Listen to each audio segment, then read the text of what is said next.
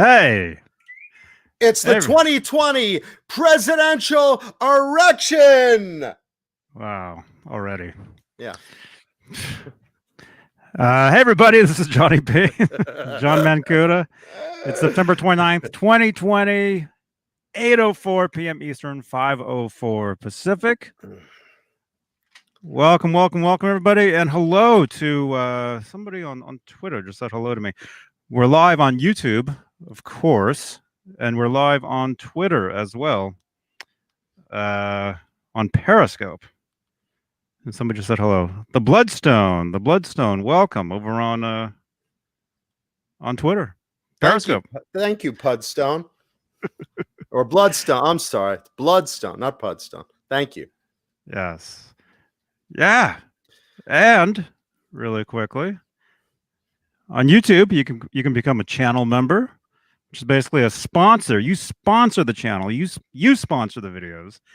And the top tier are the executive producers like Charles Green, Joe Christian, Thomas Santiago, Music Therapy Labs, Mike Neese, Michael Smith, the Captain, David Ennis, and Steve Carmichael. Steve Carmichael? Yes, who actually posted a great video the other day. He made a keychain holder. Oh. Did you see that? Do you watch Steve Carmichael? I don't. I know he owns me.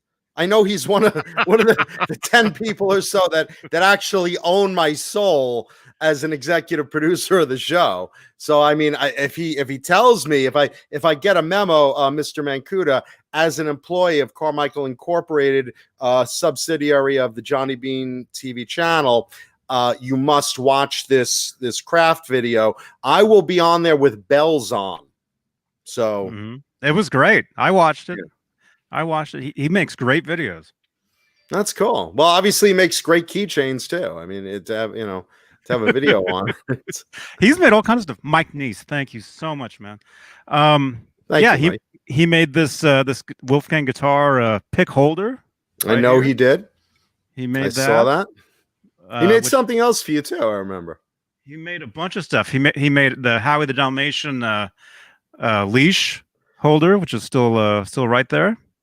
It's like coming home and your kid is just like, Dad, I made you an ashtray. Look, and Mommy, I made you a finger paint. It's you. It's like, all right, this is great. If you don't have kids, Steve Carmichael's videos are for you, because you come home, you're like, man, I wish I had something to hang up on my fridge. And then here's Steve Carmichael says, hey, well, I'm making a leash holder for Blue Rhino, or So and he made that little stage too for my little pop action figures.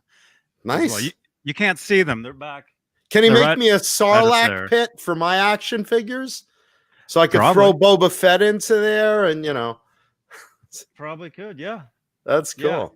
Yeah, rock on, Steve Carmichael.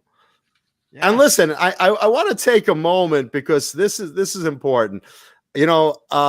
Right now, you could be watching the presidential mass debates. And a buddy of mine said, hey, you're still doing the show tonight, aren't you? Aren't you, concerned? Most people are going to be watching the debates and blah, blah, blah, blah. We have fans. We have an audience that we love and respect, and we take this as an obligation. So if I know everyone can watch this video as a rerun, most people will. But there's a lot of people right now in the chat right now that just don't want another day of politics. They want an escape. They want a couple of laughs. They want to have some fun. They want to talk about music and silliness and goof around and say hi to all of us. So I just want to take a minute and say, this is why we do this. This is why right now we're not watching the debates, because we care about you, our audience. We respect you. We love you. And if even one of you guys are here, we're here. So I just want to thank all you in the chat, just to say that, just to acknowledge you guys and girls, because we really do love and appreciate our fans. We really do. And this is why we do it. So, to answer my buddy, I told him, I said, we have an obligation to the people that support us. We come back and support them. This is why we do this. So I just wanted to take a minute and say thank you. So you guys deserve it. Yes. Thank you so much. I'm getting text messages now too. Is it cease and desist from Bang Energy Drink? Probably. We know you're going to put our product placement in some horrible, unnerving position that's not good for our sales, Mancuda. Oh, it's David Scher. Oh, hey, David is he Scher. sending cool things? Hey, Johnny, this is David Scher. I redid my Music Man Access. Used to be amber, now it's purple. Oh, I saw that. I saw that thing's gorgeous.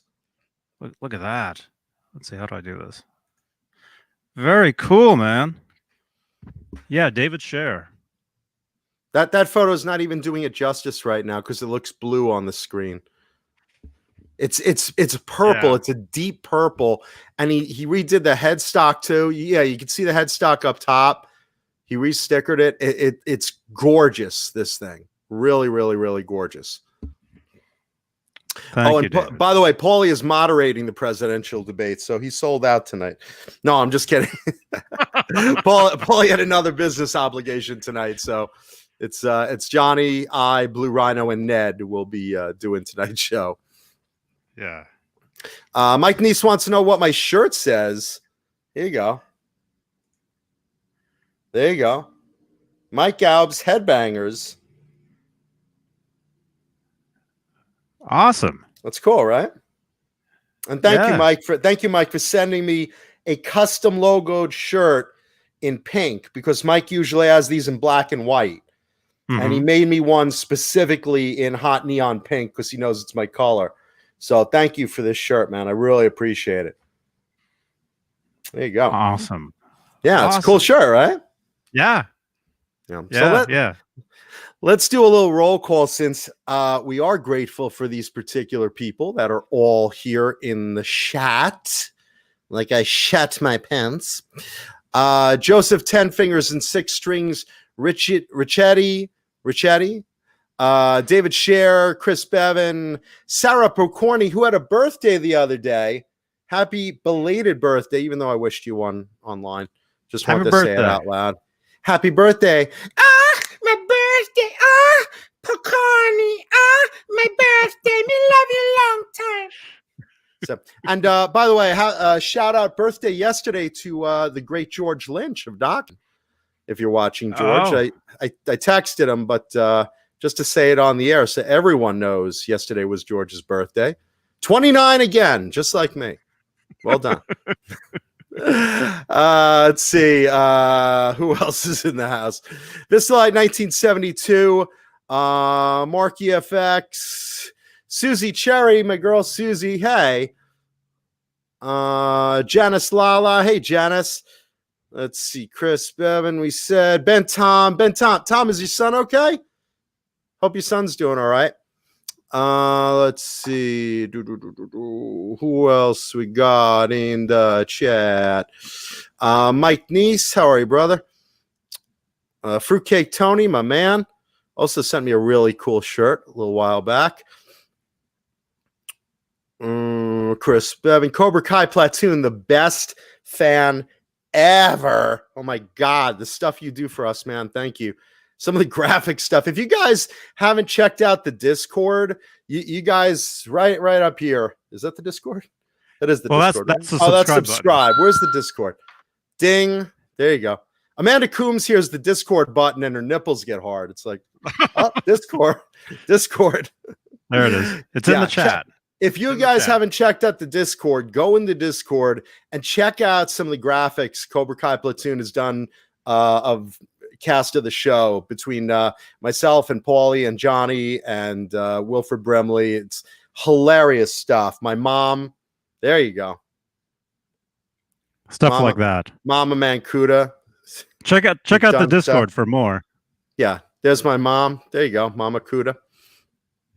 Mom Cuda. Let's see. That's great. That she is in Wonderbug with that damn woodpecker. I saw a woodpecker yesterday.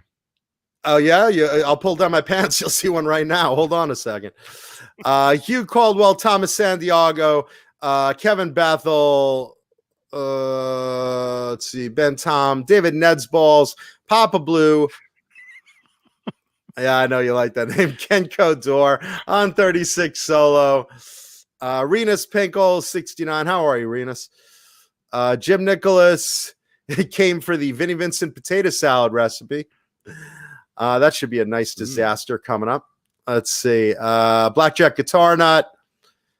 Hugh Caldwell, Tube Supio. Les Mancuda. How are you, Les? Gilligan Island.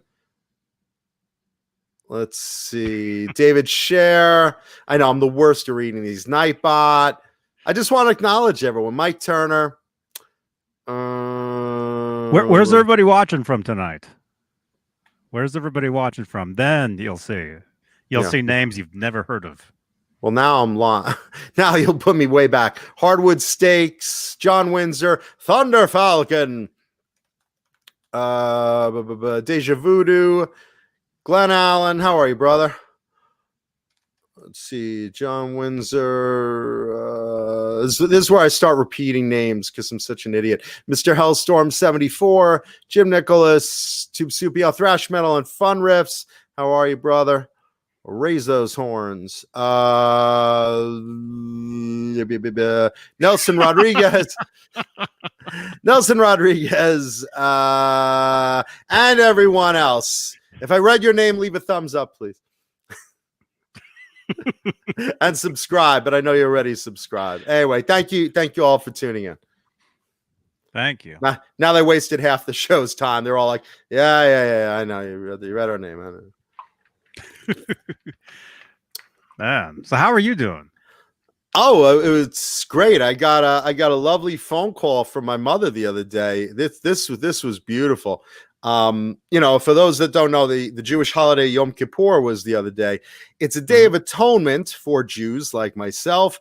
And you fast 24 hours. You have no food and water. You're basically, Jews love a bargain. We love a bargain. So I'm getting a year of sinning for one day of atonement. That's a bargain.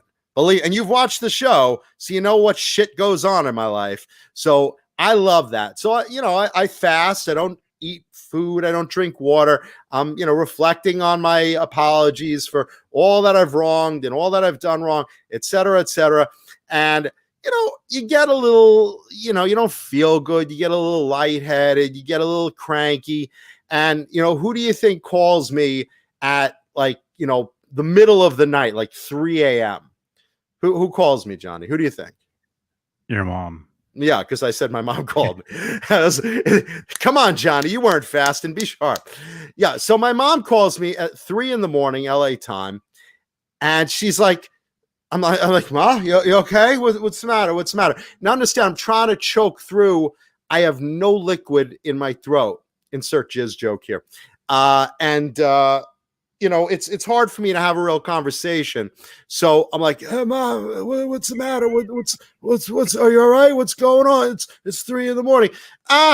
You won't believe this. He started so early this morning. Huh? What are you talking about? What's the matter? And I'm half asleep. The woodpecker, he's pecking already. I'm banging on the wall. I'm banging on the window. I'm throwing things at the ceiling. He won't stop, John. What do I do? What do I do? Mom, it's 3 in the fucking morning. Don't call me. Call an exterminator. They can't do anything. It's a protected species. What do I do? I'm like, what do you want me to do? And it's like, Ma, what can I do? And while she's talking to me, she's like putting the phone down for a minute. So she's like, John, what do I do? Stop pecking. And she's banging on the wall. She's literally banging on the wall. And she's talking to, she's like, you're ruining the side of my house. Stop pecking. As if the woodpecker is going to go. I'm sorry. What was that, Mrs. Mancuda? I'm sorry. Oh my gosh. Oh my God. Oh my gosh. I am so sorry. I didn't even realize what I was doing here. I guess I have caused a little damage to your wood siding here. I am so sorry. I wish I would have heard you earlier. I heard some banging. I didn't realize that was you. I didn't realize until you started talking, civilly to me. I didn't realize, when you said, stop pecking, you're ruining the side of my house. Then I said, oh my God, Epiphany, Mrs. Mancuda, I am so sorry. No, Mom, the woodpecker doesn't speak English. He's not going to stop pecking. He's eating. That's what he does. So he's a woodpecker. He pecks wood. But it's unbelievable how she literally will call me 3 a.m. asking me to do something. What can I do? Hold on, Mom. I have a device here. Ha ha. Is he gone, Mom? Did that work? I mean, what does she want me to do? Yeah. That's him. That's it. Stop packing. Stop packing. Stop packing. Banging on the side of the fucking house. And it's like, Mom, I can't do anything. And why are you waking me at 3 a.m? And understand, as I'm saying this, it's, Mom, what do you want me to do about it? I can't, Mom. I can't. Why don't you speak up? Mom, my throat is so dry, Mom. I can't. I'm trying. Yeah, and Chris Bevan says, love your mom before she's gone. Trust me, I am loving my mom. I call her every day. I gave up so much to support my mom. Believe me, I am Mama's little scooter. Trust me. But with that said, don't call me 3 a.m. in a panic while you're in mid-battle with the woodpecker. It's like I almost expect her to launch a catapult, a flaming, cannonball at it. It's hold on a moment. Away! Again, men. Now the boiling oil from the rooftops and the arrows. Come on, men. Forward, ho! Get the woodpecker. Forward, ho! Yeah, I don't know what to do. I love my mom. I treasure my mom. I don't know what to do. It's like I could say, hey, Mom, take my amp, go outside, put it right under the woodpecker, turn it to 10, and because this one doesn't go to 11, and just hit a power chord and see if he blows apart or something. But no, she's banging on the wall, she's banging on the window, she's yelling at him. I don't know what to do. I mean, you can't really kill it. I don't really want to kill it, but I'm 3,000 miles away. If I was closer, okay, maybe I'd hook up the hose. I'd go to the side of the house. I'd lie in wait for my prey, and then with branches in my head, and look in the bush, and there he is in his natural habitat. Here comes the woodpecker. Pack. Shh, got him. Tally ho! I can't call out the hounds and all the elite on horseback to come after it. So if anyone has any fun suggestions, by all means, throw it up in the chat, because I don't know what to do. The woodpecker is not as loud as my mom is vocal about it. I'm sure the neighbors hear my mom yelling more than they hear the woodpecker packing. They probably wake up and, they don't hear the packing. They hear, the wee hours of the morning. Stop packing. You're ruining the house. Stop packing. Oh, there's that stop pecking woman again. She's yelling again at that bird. I don't know. I don't know what to do. If anyone has any suggestions, please. Yeah. The one that I saw the other day was up on a telephone pole. Was my mom on the telephone pole with it? Yeah. Stop packing. No, it's almost like literally like, the coyote and the roadrunner. I expect you'll see tomorrow my mom on the rooftop with an Acme giant slingshot and an anvil, waiting for the woodpecker to come, and or jet powered roller skates coming down the roof or something. I don't know what to expect. But that's what it is. My mom's like Wile E. Coyote, and the woodpecker's like the roadrunner. It's like if you've ever watched Woody Woodpecker, and the walrus is just trying to have a barbecue, and you don't know what to do. Ben Tom says Mrs. Mancuda, I just won the lottery, 300 million. Isn't that great news? I did that joke last week. My mom would complain about the taxes with it. Oh, the taxes. That's terrible news. You know, anytime someone wins the lotto, I feel so bad for them because they give most of it away in taxes. And then all these strangers come to the door and relatives come to the door and they all want money. It brings nothing but bad luck. You should throw away that lottery ticket. I'm sorry for you. That's terrible. Yeah, you have all these relatives you never knew you had. Yeah. Oh, believe me, they'll fly out. Yeah, I'm cousin Zeke Billy Bob from the Okefenokee Mancooters. Yes, sir. We got a whole pile. This is my wife Lynette, and this is her babies, not mine. Tambone, Sambone, Hambone, and Jeb. And then you got my kids from the other side of the Mancooters. That's Terrence and Clyde and Clem and Enos and Penis and Anus. And that's, yeah. So we all family and stuff. And we hope you don't mind if we just move on in here a little bit. And we'll just stay a spell. Oh, by the way, I heard about your good fortune. Hey, you are so lucky. What was that? Three. Get my chalkboard there, Ma. $300. No, that ain't right. 300,000. No, 3 million. 3 million. Yes, sir. We just heard about that on the way over. We was on the way over anyway, just because we missed our kinfolk and all. Yeah. So. Oh, yeah. Well, I guess you could stay a while.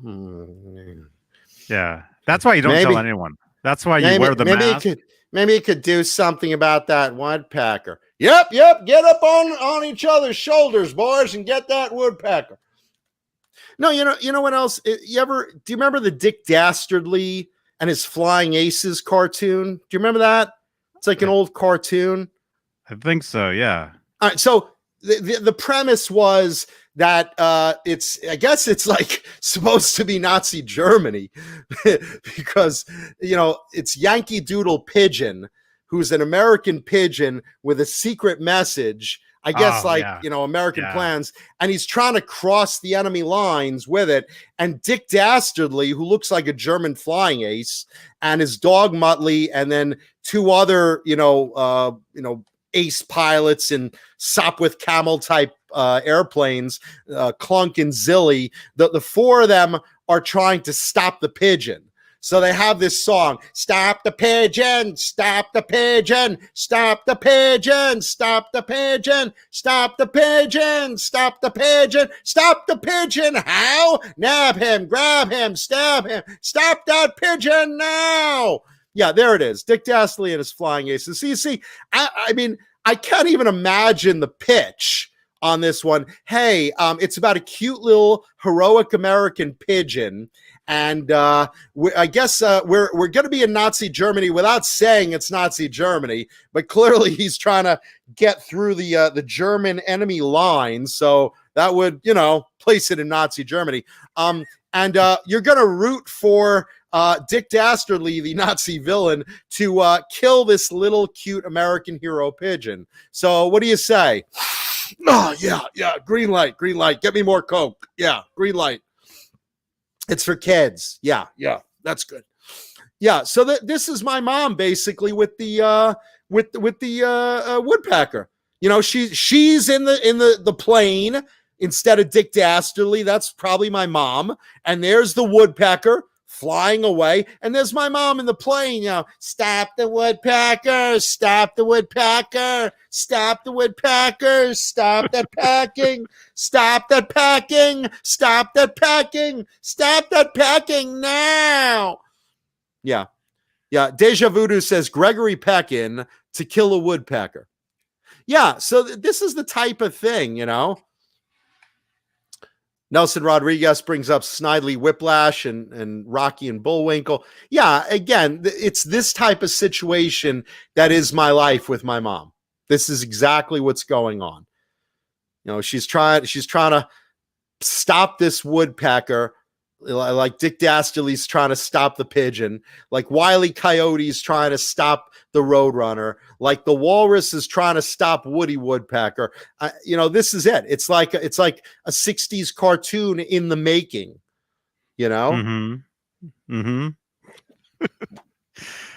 I've never seen this cartoon. I'll have to look some of these up later. Cartoon Network shows a lot of them. Right. They're made like in the late 1960s. I guess the Roadrunner, it was in the 60s and 70s. Woody Woodpecker, probably the same thing, 60s, 70s, something like that. But it's the same thing. It's just mind blowing, Yeah. So how's your week? Did you get sleep, or did my mom call you too? Johnny, I hear you have chickens. I know you know a lot about birds. Do you know anything about woodpeckers? No. Can I borrow Ned? No. Yeah, she'll throw Ned up on the roof. She'll just be like, "Go get him." Is he there? I've had a pretty good week.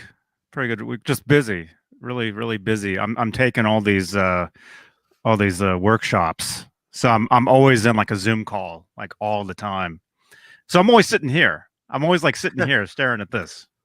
Everyone, Johnny hasn't worn pants in a month. He doesn't know. No. Hardwood Steaks asks, who played guitar on Love Ain't No Stranger? Whitesnake. Great tone. Also, do you have his guitar for show and tell? Love Ain't No Stranger. That was Slip of the Tongue? That was Slip of the Tongue, right? So that would be John Sykes played on that album. And yeah, he's terrific. And do I have Sykes' guitar? No, that was the Black Les Paul. He still plays. Speaking of show and tell, tonight's show and tell guitar, I will say, let's see. It's a very cool guitar. What's the clue I could give? I'd give it to my mom on Mother's Day. I'd give this guitar to my mom on Mother's Day. There you go. Is it a woodpecker gun? No, Mom, it's not a woodpecker gun. Jesus. She's right now Googling Acme to see if she could get a woodpecker gun, I'm sure. Renus wants to know what color your underwear is, Johnny. Today it's blue. No, there you go. So there and what color are the stains? Brown, yellow, or white? or all the above? Is it like a potpourri? Or I don't know. Thrash Metal brings up a couple of fun cartoons: Captain Caveman, Droopy Dog, Snagglepuss, Grape Ape, Hong Kong Phooey, Yogi Bear, and the Pink Panther. Yeah, all those were good. All those. Oh, I love the Pink Panther. Hanna-Barbera. All those are Hanna-Barbera. Good stuff. Well, no, Pink Panther was Fritz Freleng, but I love the movies. The Pink Panther movies are. With Inspector Clouseau. Can he stop the woodpecker? Yeah, no, he can't. No one could stop that woodpecker. I almost want to pay the woodpecker $20 just to go away, so my mom will stop calling me in the middle of the night. She doesn't even realize there's a time difference. She's like, "Why are you still sleeping?" I'm like, "Because it's 3 a.m. over here, Ma. It's 3 a.m. Oh, Hugh Caldwell wants to know, can I do the Snagglepuss voice? Let's see. Heavens to Murgatroyd! I've got to go. They're asking me to come out of the closet. Even exit stage left. There you go. Nice. Oh, Snagglepuss. Oh yeah. Yeah. Johnny just woke up. Huh? Right. What Snaggle? Right? Yeah. Snagglepuss. I'd love to snag some puss right now. Jesus. He kind of looks like the Pink Panther a little bit. Yeah, he's got a kind of like almost like a gay Pink Panther knockoff. There you go. Unlike the Panther, only gay. I'm speculating, by the way. He's never actually come out, so I don't know. Man, yeah, cartoons were great back then, man. He talks like a lot of my friends, though, so I have suspicions about him. Hey, John, can you set me up with your hot friend, Fruitcake Tony?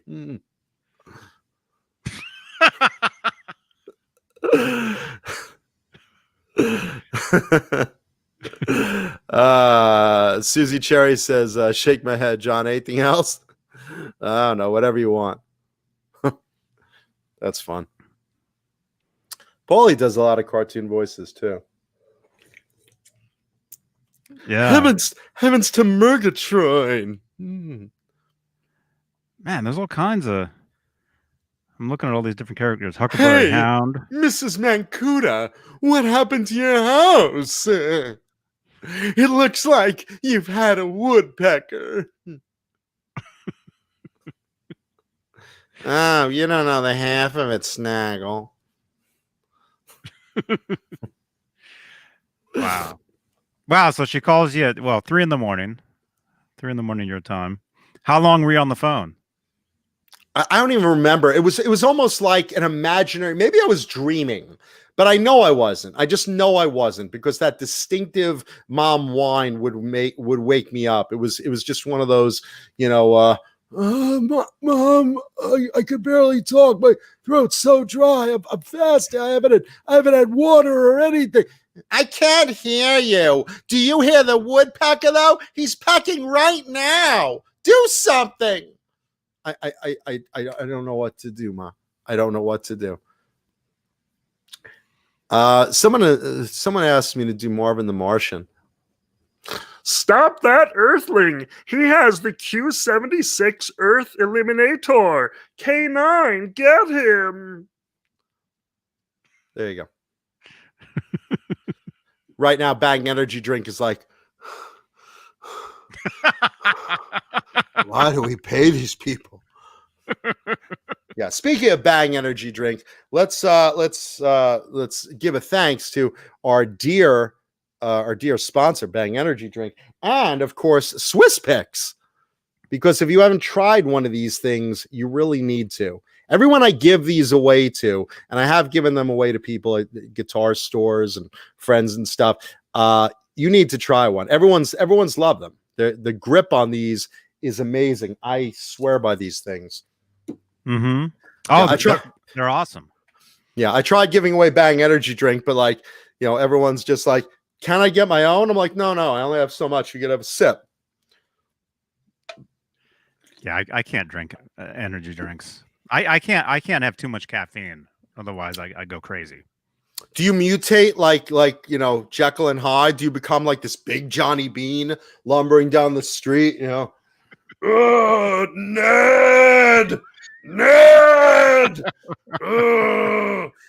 Johnny Beane TV, subscribe. Become a channel member. Oh my gosh. I don't know. Maybe I should try one. Oh, dude, if you haven't, they're delicious. They taste like candy. Some of them do. The cotton candy one, the sour candy does. They do. I mean, some of them delicious. I mean, Rainbow Unicorn is sweet as can be. It's almost, they have a cotton candy flavor. I mean, they have so many good ones. And thank you, Sandra. Sandra says we love Blue Rhino. Ooh, thanks, everybody. Ooh. There you go. Man, a few words. Rhino, a few words. Yeah, Boner Jams loves the cotton candy. I know a bunch of people have tried it in the chat. Cobra Kai Platoon says Snagglepuss was based on the Cowardly Lion character in The Wizard of Oz, which is true. He was. Put him up even. Put him up. Except they made him just a little gayer. Put him up and pull your pants down even. Yeah, he's cool. I like Snagglepuss. Yeah, I'll have to watch some of that. Well, is John Beal here? John Beal. I don't know. Or somebody from the Discord. Put some of these in the Discord. Oh, I'm sure right now Cobra Kai is sitting there like drawing my mother in Dick Dastardly's plane. I can visualize this now. Stop the packing. Let's see. Someone said, okay, Bozique wants to know, Johnny Beane and John Mancuda, do you guys think there's any chance we have of seeing NAMM show this coming January, or are we headed for some kind of virtual music gear show? I do not see. In fact, they already announced that NAMM wasn't happening this year. So that's Right. definite. There is no NAMM this year. And that Right. sucks because Johnny and I both go. We hang out, we grab lunch, we socialize with everyone. Every night I have a big dinner for friends at Mari's Italian down there, one of my favorite Italian restaurants in the world. That place is awesome, man. Yeah, and then they take such good care of us. They give us a big party table. It's like, you know, and the food, the chowder, the clam chowder is amazing. But no, and more importantly, we see all the new gear. And I go the dealer preview nights because I'm connected that way. And in other words, I blow dealers. Yeah. So no, but I'm lucky enough to have dealer representative badges, and I go in and I like all the custom shop exclusives, particularly from the Jackson Charvel custom shop. And I try to always get 1 or 2 or 3 or whatever every year because they're really special guitars. When they make those NAMM display guitars and, you know, raffle them to the dealers to get the opportunity to buy them, these are really the top of the line show off showpieces of the year. And that's why NAMM guitars are very desirable in collections. And I always wind up liking at least one, sometimes a few, but at least one. And the last couple of years, I've been very blessed to get, you know, a couple of them. And you know, this year, no meeting of friends, no hangouts, no food trucks with lobster grilled cheese, no NAMM show exclusives. I mean, look at those things. That's from 2 years ago. Some of the NAMM custom shop exclusives. Those things are gorgeous. In fact, there's one of my guitars right there to the left of the pink. That Amber Burst Scratch Charvel. I own that one. That's true. I own that one. But that's it. You know, cool. NAMM is terrific. Everyone, you know, I mean, it's like 200,000 of your closest friends. I mean, all the rock stars are there. You know, they do a lot of shows, a lot of exclusive shows and stuff.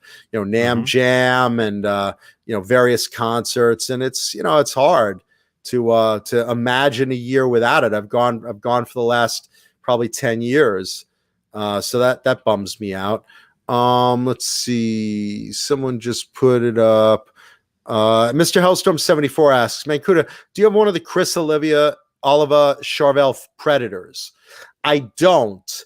I tried through various connections to get one of Chris Oliva's guitars, because Chris Oliva of Savatage is probably one of the most underrated players, as well as one of heavy metal's biggest tragedies. For those that don't know, he got killed by a drunk driver. I believe it was in the 90s, and just terrible, because I mean, he was so underrated, and I wanted one. Not even so much the White Predator, which was like probably his main guitar. That I believe is in a Hard Rock Cafe. But you know, he had a couple of custom ESPs and a couple of custom Charvels. There was a Jackson, and they're among his brother, his ex-girlfriend, and I think one of his best friends also has something. So they're all pretty tightly held, and I've got to respect that, because as much as I want one of his guitars, because I've loved them when I've seen them in concert, you know, I respect the player more. And it's such a tragedy. I mean, I listen to, you know, all the old Savatage material, you know, and it's like, you know, every time I hear Gutter Ballet and Streets and Sirens and, you know, Top of the Rock, I mean, all the Savatage albums, and they have a lot of them before he passed away. They're just masterful guitar playing. So I respect him so much as a player. If the memory of him is embodied in those guitars, and his family and loved ones have them distributed between them, I respect that. If one shakes loose, you can absolutely believe I will want one of those. That's probably a bad picture. Go to the back of Sabotage Streets, or is it Gutter Ballet? Or go to the back of Gutter Ballet, I think is the image that's very famous. And yeah, Sabotage is also Trans-Siberian Orchestra, for those that don't know, with rotating musicians. You know, Chris Caffery's in there, Alex Skolnick's been in there. They've had a few different musicians in there. I remember when Skolnick left to go on tour with Sabotage. Yeah, Jack Frost, another one. You know, and there was even a show, a terrific show. I wish it was there. I think it was overseas. I forget where, but I could be wrong on that. But it was a Sabotage show co-billed with Trans-Siberian Orchestra. So they had a double stage where on one half of the stage was the Sabotage setup, and on the other half of the stage was Trans-Siberian. You know, and Trans-Siberian plays with, you know, more instruments and more orchestra, and you know, there's you know, John Oliva plays piano and keys, and you know, does vocals, and you know, there's a lot of, you know, musicians filtering in and out of there. But they basically, you know, did their Sabotage set, and then some of them walked over to the other stage and played as Trans-Siberian, and it was just amazing to watch. It's on YouTube somewhere, I believe. That's cool. So I did see it. Yeah. So would I love a Chris Oliva guitar? You bet. If it ever comes up, I'm absolutely on it. It won't be the Predator. It'll you know, maybe it'll be one of the ESPs or Charvels or whatever, but I definitely want one. Sandra asks, where's Neanderthal today? He's moderating the debate. Actually, they needed a fill-in, so I thought he was a good choice. I said, put your hat in the ring. So there he is right now with Trump and Biden. No, Paul had another engagement for his other gig, so he had to do a little business tonight. So he's off tonight. But Johnny and I are happy to be here. Yes, we love all of you. And were they asking if you wanted one of his actual guitars or one of his one of the models?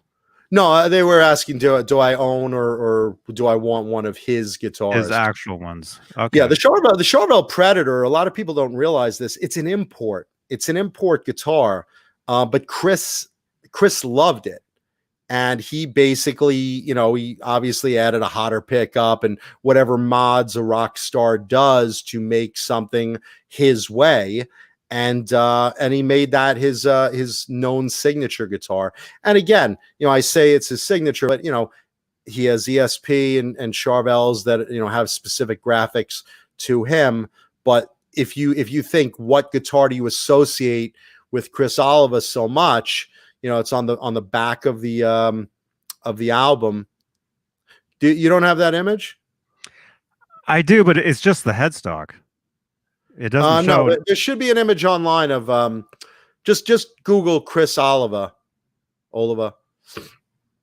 Well, this is one that's on Reverb. Yeah, I mean that's a Predator. You know, and that's more of a cream. His was like white, like pure white.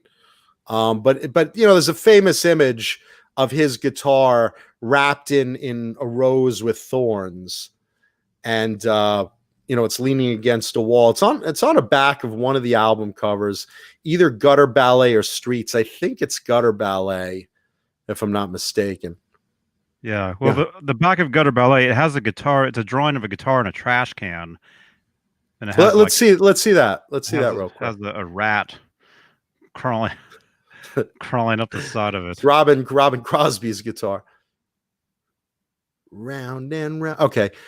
That's a Predator, and that's obviously his guitar, but go to the back of the Streets album then.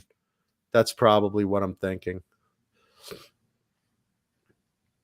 Yeah, go to the Back of the Streets album. What a great album that is, Gutter Ballet. If you've never heard Sabotage, and their earlier stuff was heavy, it was more of a power metal early on, and then they got to the album Hall the Mountain King, and that was like their first real hit, and that took off. And then when they got to Gutter Ballet, it became like really, again, like Queensryche, thinking man's metal, very, very well thought out lyrics and melodies, and it's great. I mean, every period of Sabotage is terrific. There you go. That's basically the image that everyone knows that one. And again, rest in peace, Chris. I always say this, one of the most underrated guitarists ever out there. I can only imagine, what he would have continued on with. And even after he passed, Sabotage was amazing. I mean, they got real, fill-ins and whatnot, and some great stuff. Chris Bevan says, Juliet. What is that? He's asking me Juliet. I don't know. I don't know what you're asking me. Let's see. Yeah, Mark Dillon brings up what I was talking about earlier, going back to Whitesnake, the original Slide It In. It's John Sykes on guitar because it was re-recorded for the American market. Originally, it was recorded with a different guitarist in the UK, which was Mick Moody. And the original UK release, again, same songs, but when you brought it to the American market, which is really where they first hit with Slide It In, it's re-recorded with John Sykes guitars. It's fantastic. If you haven't heard that, everyone knows the 1987 album. Yeah. Is there another bird in here? That was Hal Sparks. Oh no, it's another bird. Yeah. That thing goes off 24 hours a day over here. Those sounds. Everyone knows the 1987 album Whitesnake did, and again, there's John Sykes again, recording on that album. A lot of people don't realize that, but Sykes did first the Slide It In album, the American release, and it was terrific. If you haven't heard that album, the one right before 1987, you need to hear that. If you like metal, you need to hear that album. That's a great album. And again, another really underrated one. Everyone knows 1987. It's a terrific album. All the Tony Katane videos, but the album before that, I even think it's better. I mean, that's just my 2 cents, but which as a Jew is it's a lot of money. I mean, yeah. Right now. Yeah, so there you go. That's your favorite one? To Whitesnake, 1987 probably comes in my top 3. It's number 3. Number 2 is probably the Steve Vai one. Is probably Slip of the Tongue, because that to me was where Steve Vai was peaking. That was where you had Passion and Warfare. He just got done with the 2 Roth albums, which I think are amazing, among my favorites. And there he is in Whitesnake, taking Vivian Campbell's place, and basically did the guitars on that album because Vandenberg, his hand was busted at that time. He had some sort of hand injury. Do you know what I heard? Go ahead. What I heard? What happened to him? What did you hear? Tell me, Beane. What did you hear? Go on. What did you hear? Is John Beal around here? What I had heard, he was using one of those grippers. There was those grippers. He got some sort of, it was one of those. I use it to get a good grip on my cock when I pound one out. But yeah, it was one of those, which is kind of ironic because Vivian Campbell did the ads for those. It's a grip with 4 fingers that kind of have springs on it, so it's supposed to strengthen your finger strength. And Vivian Campbell did the ads for them, but Adrian Vandenberg apparently was using one, and got some sort of, I don't know if he got a finger break or a tendon rip or something, but he couldn't play on the Slip of the Tongue album. So he basically, he did it with Vi touring, and he was great. They but still make the recording album, well, after that lawsuit, I wouldn't. I had one. Somebody gave me one, and mhm. I tried it, and I wouldn't use it. I can see yourself actually getting hurt using that. I almost pulled my dick off. Seriously, I mean, it's just the grip.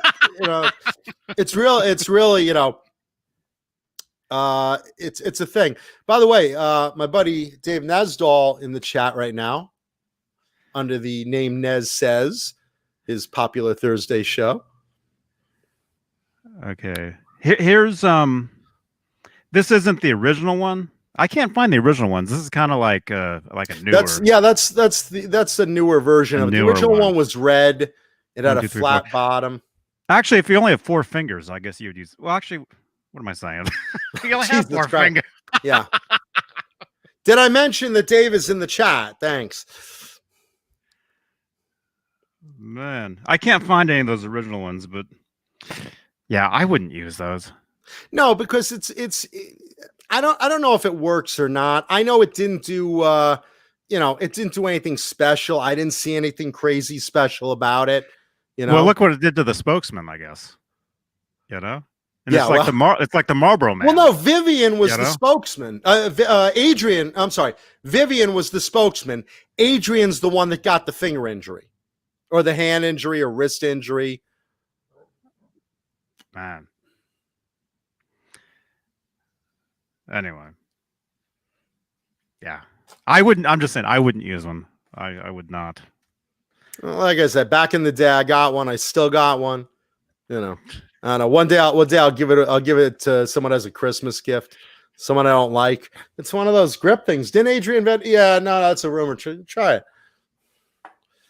Mm-hmm. Actually, what I would do is I would play the piano instead. Well, does a piano fit in your pocket? No.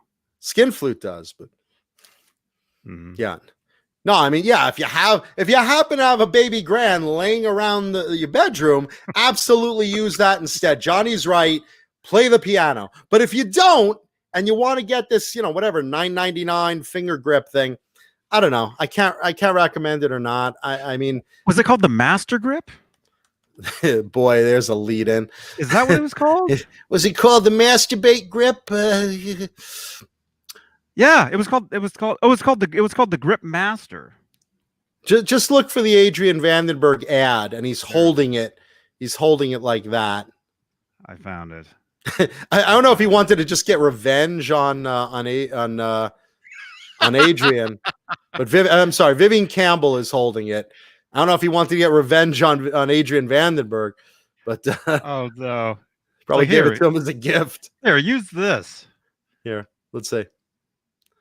Master Gripper, Ben Tom says. Yeah, it was called the Grip Master. There it is. I'm finding it.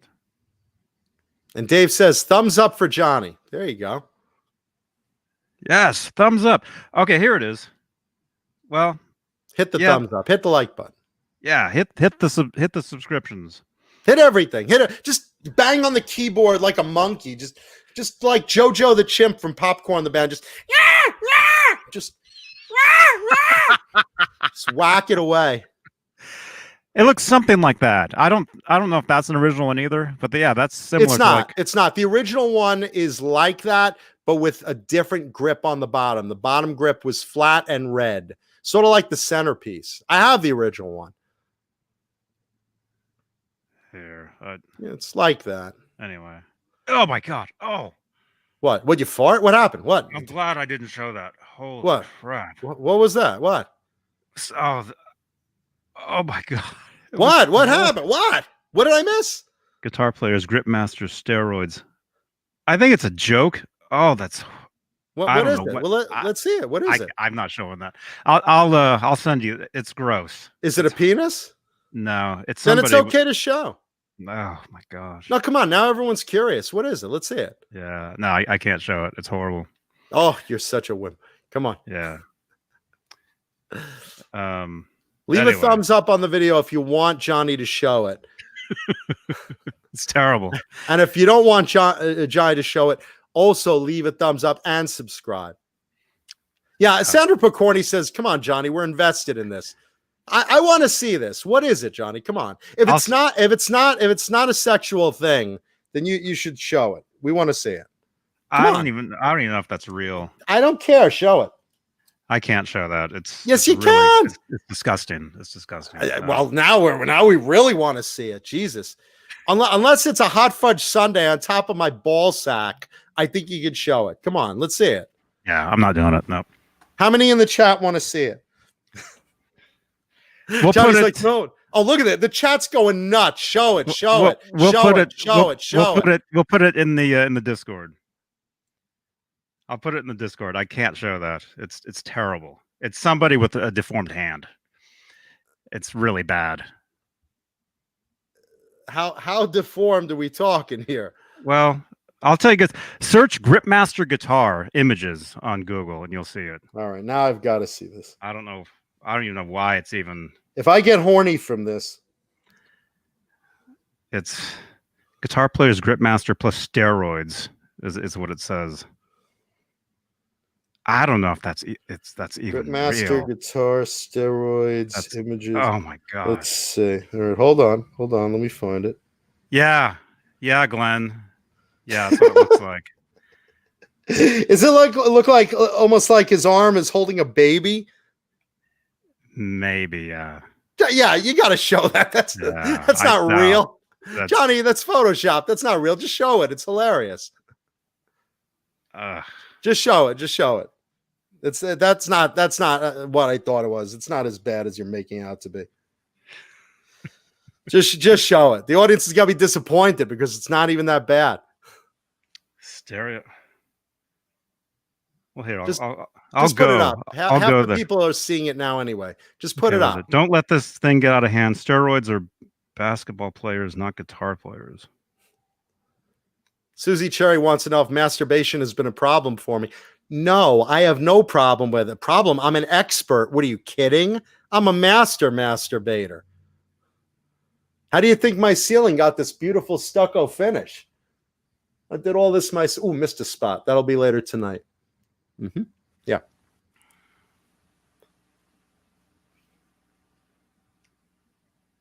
I think it's a joke. Johnny, just show the damn. Just show the damn.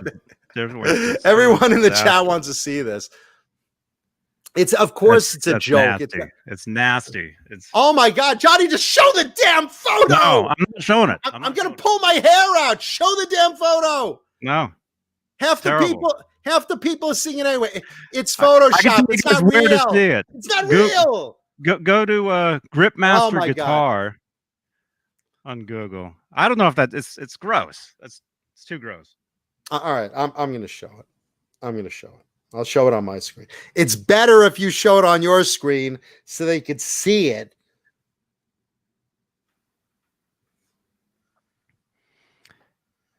It's nasty. Yeah. It's nasty. It's not a big deal. This is what Johnny does. He's making me go through this. It's not real. Okay, here. Okay, this is the controversy, folks. This is what you're not getting as good a quality image of this because Johnny won't show it, but I'm going to show it. So this is supposedly what happened to someone that used steroids and use the Gripmaster. So do any of you think that's real? Any of you think that's real? For God's sakes, it looks like a newborn, like they're holding a baby. Oh my gosh. It's not a big deal. It makes it look like three of their fingers are giant size and the other two are normal size. Nasty. Jesus. Yeah, it could be real. It could be a tumor. Is what it actually could be. That's not the tumor. That's not the tumor. So it's see, it's gross. If listen, if the grip master makes it that fat and big, I'm gonna use the grip master on my cock. I'm gonna sit there whapping the head of my cock on the grip master. I'm gonna inject it with steroids like I'm fucking Stallone, and I'm gonna be banging it all night, hoping that my cock and balls expand to this girthy size like a turkey on Thanksgiving.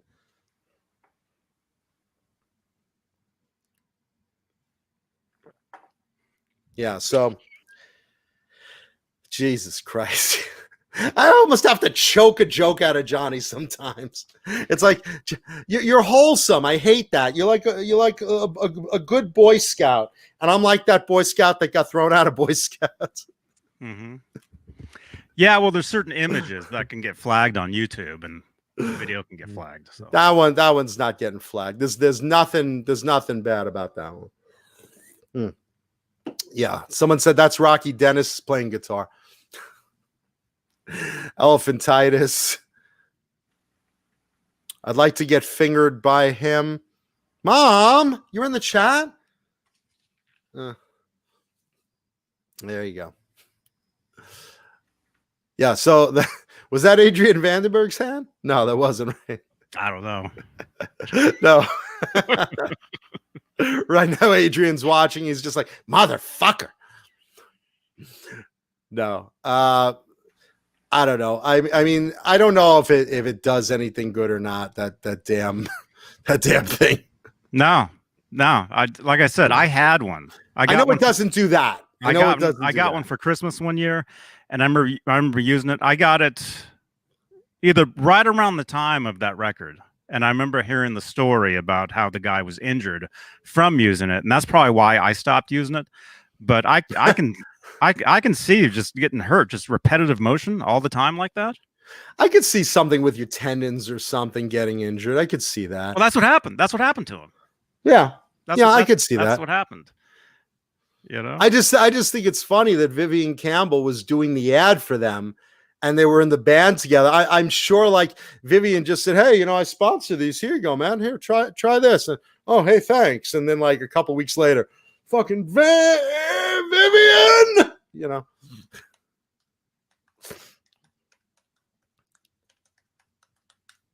Chris Bevins says Susie Cherry's looking for a love gun. You pull the trigger of my. Yeah. Love that song. I remember that ad. You found the ad? Yeah. That's put it up. Let's say that's the one that I had. The exact same one.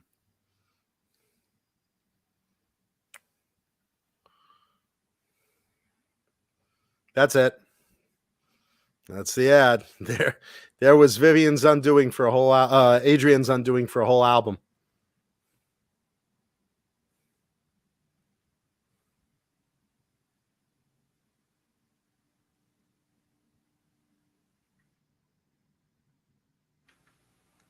Yeah, Crucible of Fire. Yeah, definitely don't do steroids using that because clearly there's a problem. And you could see that's the original version of it, by the way. Yeah. That's the original version of it. That's one that I had. I actually might still have it somewhere. I still do. In a drawer back in my parents' house in New York. I have that. I have a Rockman, and the original Rockmans, which were great. And I have like various guitar parts. Mm-hmm. Yeah, Crucible. What book are you reading? Crucible's reading a book during the boring parts of the show, which is 90% of the show. 100%. Yeah. Who are we talking about? I just want to see something. We were talking about someone. Oh, here's okay. So we were talking about Sabotage, and Alex Skolnick, speaking of which, happens to be in music news this week. Oh, happy birthday, Alex. Today's his birthday. Is today his birthday? Mm-hmm. All right. Well, he's in the news, kind of controversial, but we're going to form a book club, Crucible. I like to read too. I mean, you see all behind me, there's like a billion graphic novels and trade paperbacks, comic books, you name it. So let me know what you're reading. molecular dictonomy. I'm sorry, molecular dictomy. Unfortunately, I have a dick the size of a molecule, so I'm very versed already in that subject. So I'm gonna skip that book. But thank you for letting me know. There goes our book club idea, Johnny. Anyway, so Alex Skolnick in the news this week, kind of controversial. Alex is a friend of the show, so take this any way you like. I thought this was hilarious. No matter what side of the political fence you are on, we don't do politics on this show. And I've always said this on this show, myself, Johnny, Paulie, we don't care who you support politically. We don't care. That's your business. We don't do politics on the show. As long as you vote, you are entitled to your opinion for your candidate. So now with that said, this is music news. Alex Skolnick just wrote and put out a song called Trump Sucks. And it's, well, you can imagine what the subject is. And it's not a metal song. It's kind of a funky rap song. So Alex Skolnick, Testament, whole 9 yards, Sabotage. I mean, truly one of the great guitarists of our time and friend of the show, put out this song. And if you listen to it, I mean, obviously it's, he's on the side of he doesn't like Donald Trump. Got it. With that said, whether you like him or not, the song itself is hilarious because it's just one of those, it's one of those funny songs. But to see him doing a rap, it's almost like you're like waking up from a Coke binge and you're like, wait, what? What's happening? Where am I? What? Like you can't almost believe your eyes. So I recommend at some point tonight, after you watch this show, check out Alex Skolnick, Trump Sucks on YouTube. And I'm curious what you guys think of it. It's very funny, very controversial. Some people love it. Some people hate it. But this brings us to, and it's funny as hell. This brings up another subject I wanted to get into. And again, without being you're right because you're on that side of the fence and you're wrong because you're on that side of the fence. A lot of rock artists, especially over the last few months, and I know this because I reported in music news with you guys, they voice their opinion on politics, on politics. Some of them love Donald Trump. Some of them love Joe Biden. Some of them hate the whole process. But just to give you a list of some of the artists that have in recent months or even the last few years become very, very involved in the political process right now. Dee Snider, Alice Cooper, Sebastian Bach, Axl Rose, John Dalmayan, Michael Sweet, Ted Nugent. I mean, you could say aside from metal artists like Kanye West and Kid Rock, if you want to count them, but the list goes on and on. So, recently Dee Snider and Alice Cooper, also in the news this week, got into an argument of, or not really an argument, a difference of opinion of the level of involvement that a rock star is responsible to get into when it comes to, our election process. And, Dee's point of view is, hey, look, you have a platform. It's your responsibility to speak out if you see, something unjust. And Alice Cooper's point is more, we're rock stars. We're supposed to entertain. We have no responsibility to our audience to give them an opinion. And, between all of these people, Dave Mustaine also someone brings up. Yeah. And the list goes on and on. Between all these artists, do you guys and girls in the chat feel that they should take sides for their candidate?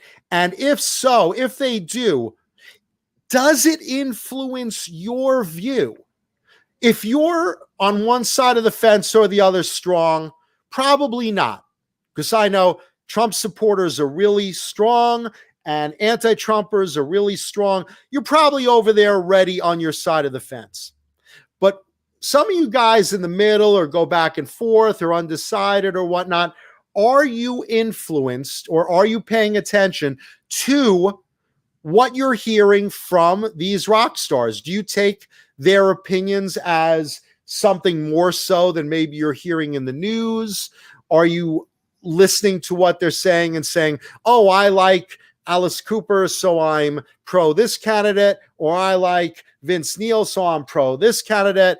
I mean, I'm just curious, because to me, it doesn't affect me.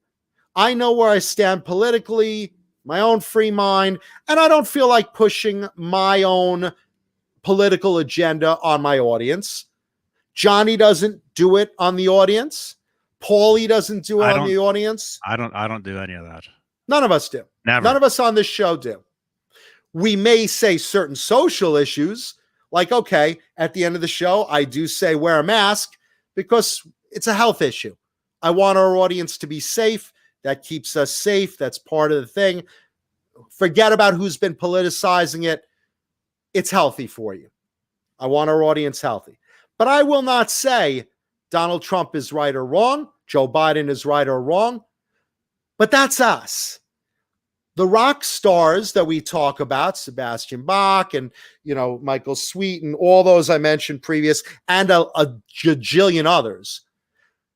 Do they piss you off when you hear their political opinion one way or the other? Whether they're on your political side of the fence? Do you go, yeah, all right, he's supporting my candidate? Or do you say, I don't care if he's supporting my candidate or not. Just play music. What do you guys and girls in the chat? I want to know, what are your thoughts? And if you're watching this live, we're going to talk about this right now. If you're watching on a rerun, leave comments in the comments section of the video, because I'm really curious. We won't bring politics into our show, but how do you feel about the artists supporting or against your political views? I'm curious if you're influenced, if you're impressed, if you're pissed at them. Give me what you got. Let's see what we got in the chat. I'm going to scroll back a bit. Go ahead, Johnny. Myself, it's never affected me. Although let me just say, there's bands that I like that we all know of, where I do know different members in the bands are on different sides.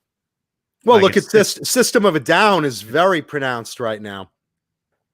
Their singer is very pro Biden. Their drummer, John Dalmayan, is very pro Trump, and they're in the same band, and they're in the media kind of, butting heads a little bit on their political opinions. And some fans are on this side of the controversy, and some fans are this side, and some fans are in the middle saying, shut up, play music, we don't care. But, again, these people influence our lives sometimes. Are they influencing you? Are they getting you even to listen to what they have to say? I'm curious. This is something that I, John Mancuda, am curious about from my audience. So let's hear it. And go ahead, Johnny. Mm-hmm. Tony, you're right. Yeah, it's not even good to even talk about politics at all, because you'll make people mad just regardless. Just even bringing it up. But no, myself, like I said, there's a very famous band out there we all know of that I love, I grew up on, and you can tell, the different members are on different sides politically. It's totally obvious. Mm-hmm. But no, myself, it doesn't. None of it affects me. Do you get mad? Do you get mad at them when you hear them talking politics, like in the public eye? No. Okay. No, it doesn't bother me at all. But yeah, did you see what Alice Cooper actually said? Yeah, he basically said he doesn't want to influence anyone's his own views on anyone else. He just wants to entertain. Yeah. Well, he said when musicians are telling people who to vote for, I think that's an abuse of power. You're telling your fans not to think for themselves. Rock and roll is about freedom, and that's not freedom. I think entertainment is about entertainment. And again, if you're a musician right now listening, and you're like, hey man, Kuda, you're getting on us. No, look, our show personally, we don't talk politics because we're here to entertain. We're here to give people an escape from politics. We want to make people laugh. We want to talk about music. We basically are, asking now, based on you guys all talking about it, how the viewer feels. I want to hear how the fans of rock stars feel right now. So going into the chat, excuse me, Susie Cherry, I couldn't care less. Christopher, I'm always going to butcher your name. I'm so sorry. Christopher Elias? Yes, Ulescus. Christopher agrees with Susie. He also not influenced. Let's see. Deja Voodoo, they're artists. They do what they want, and I love it. Okay, fair enough. Crucible Fire agrees with Susie, does not care. Mike Turner does not like it. Thank you, Susie Cherry. Good question. Thank you. I'm curious, right? Mike Nee says, please repeat the question. I was told there would be no math. Mr. Hellstorm 74, I don't care how they vote. I'll still buy their music. I'll still buy their music too. And I'm interested to hear their points of view. It doesn't affect my point of view. And I don't want to personally affect viewers' point of views because that's not my job. My job is to come on here and make you laugh as best I can with my idiocy and, not embarrass Johnny as much as the channel. But I'm curious. Thunder Falcon says, I want to hear their music, but not their political views. Bozique says, as polarized as we are right now, all you're doing by voicing your opinion as a celebrity is losing fans. People are angry on both sides now, and you're not changing their minds. That's a very good point, Bozique. One of the things you risk as a fan you risk as an artist is bringing your politics to your fans. Some of them obviously might agree with you, but the ones that don't agree with you might get mad at you. You might lose fans over that. I know fans of this political candidate or this political candidate that may say, you know what, with all due respect to, liking your music, D. Snyder, I'm mad at you now, and I don't want to hear who you like because I don't come to you for your views on politics. I come to you to hear we're not going to take it. And actually, if you do want to mix music and politics, country music is actually what does that and has always done that. I'm not a country music fan. Mm-hmm. I'll take your word on it. If you listen to a lot of country music, you'll hear in the lyrics, you hear politics all the time. That's interesting. I mean, I know, like take this song that Alex wrote. It's funny. It's a funny song, regardless of what side of the political fence you're on. I laughed. I thought it was a funny song. I would laugh at that song if it was about Joe Biden just as easily, because I like to laugh. Mm-hmm. That doesn't affect who I'm going to vote for in November rather. But I'm on November 3rd specifically. But I am curious, what, because I know some people get pissed off at it, and some people are like, well, you're a rock star, you reach a big audience, you have a right to, or responsibility to, tell people what's going on. U2 has been very vocal about politics for many, many, many, many years. They're very big on humanitarian aid, but they do a lot of international politics as well. Mm-hmm. But I'm curious. Let's see. Let's keep going through. Mike Turner doesn't care. Sandra Percorni says, I'm listening to Pantera no matter what. So political view aside. Hugh Caldwell, what would Snagglepuss say? Oh, heavens to Murgatroyd. They're going to kill each other in these debates.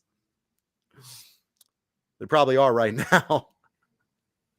Actually, I wonder what it's like. Is it like a virtual Is it like a No, virtual they're debate? they're on a stage together. They're on a stage. They're on opposite ends of the stage together. They'll probably both get so mad they'll probably have heart attacks there. We should be watching this on live TV. Let's see.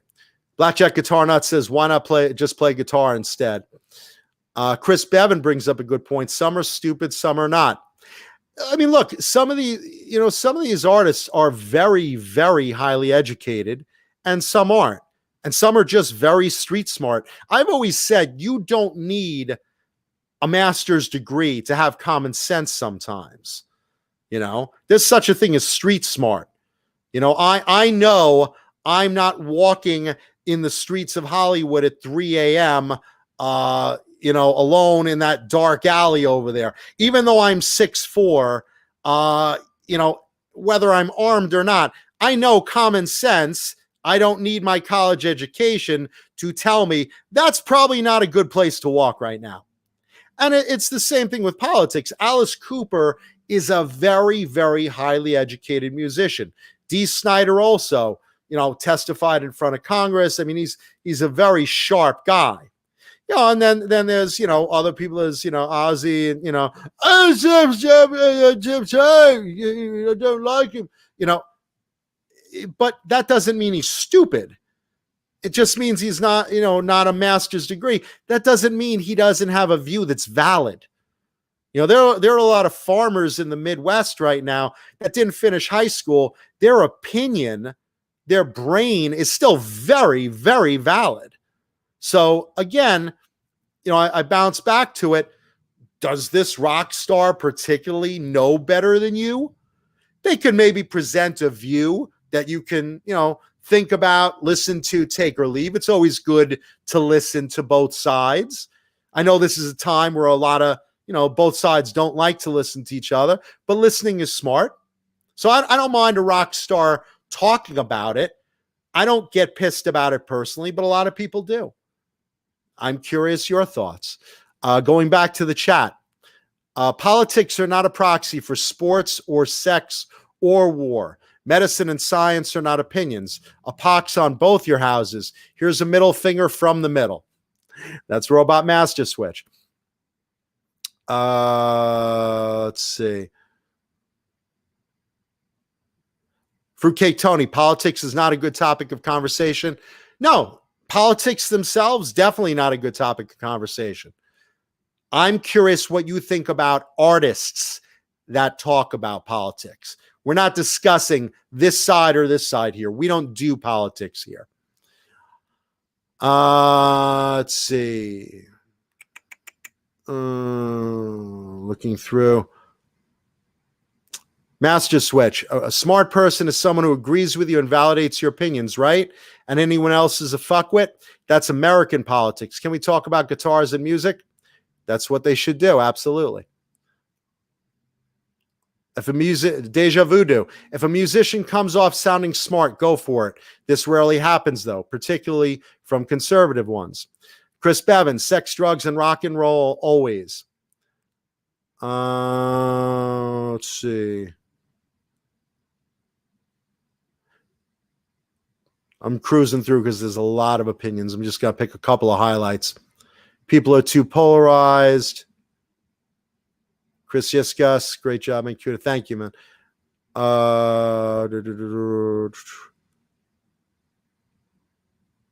Let's stay. Water. I wonder what Robot Master Switch says. I wonder what kind of politics country music exposes. Chris Bevan, it's all about the music, period. Shit sucks, but we all have our favorite songs to escape to. And that is what music really is an escape for most of us. If you turn on the news, whatever news you watch, and you basically are just like, I'm so sick of hearing he said, she said, blah, blah, blah, blah, blah. Music is such a big escape. Same as when you go through a breakup, same as when you go through a death in the family. Politics right now is so crazy. Music is a big, big escape for a lot of people. Susie Cherry says, I bet most of these proud-speaking musicians couldn't tell the difference between public and private when it comes to the functionality of government. And Crucible of Fire says, I would bet the mortgage on that, Susie.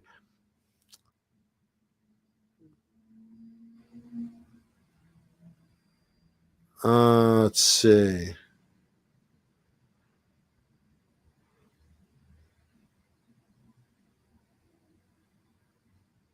Okay, Johnny Beane's internet just popped out. Johnny, are you still on?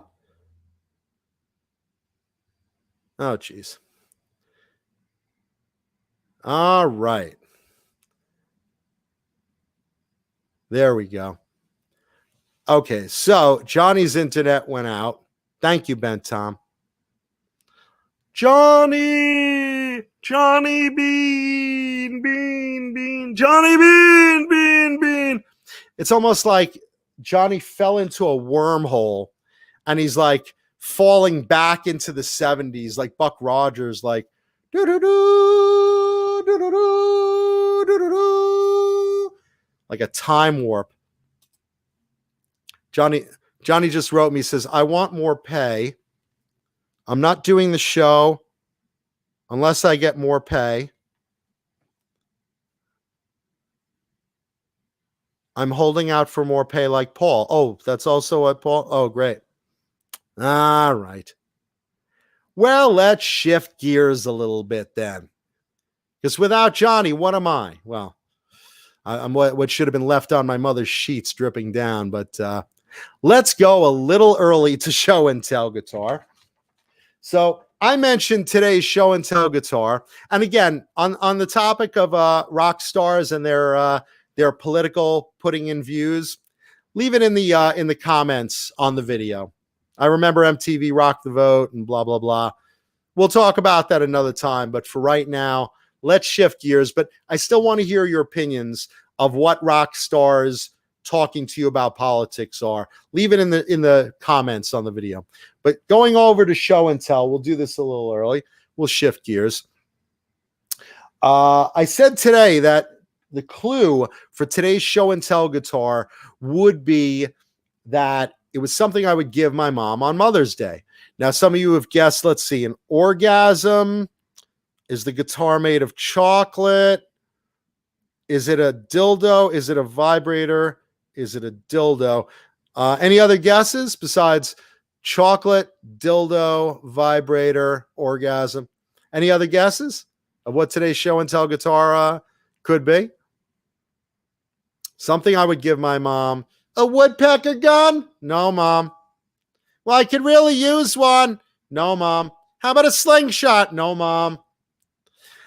Let's see. Guesses in the chat. Rose or flowers? Rose, roses, flowers. Ben Tom says, is it a Kramer Klein Roses graphic? That's a good guess. It is not, but that is not a bad guess. Matzah, is it matzah? Jewish holiday? Kenny Dave wants to know, is it matzah? No, it's not matzah. Chris Bevan says a blowjob. No, that's what my mom gives me for my birthday, which will be coming up in November. Mark Dillon says a flowery paint job.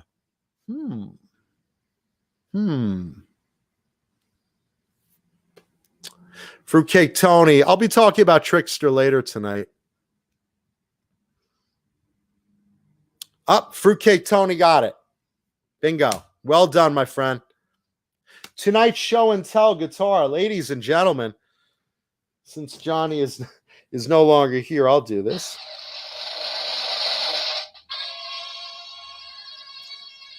Look at that thing. Yeah, baby. This is an all-original 1988 Floral Gem. This thing is a case queen. This was a gift from a buddy of mine. And well done, Fruitcake Tony. You win this guitar for guessing it. No, you don't win the guitar, but good guess, man. Yeah, so this is an original 1988 Ibanez Floral Gem. This is a gift from a very good friend of mine who really surprised me with it out of nowhere. This was modeled, a lot of people don't know this. This was modeled after Steve Vai's, I think his mother, his grandmother, his aunt had curtains of this material.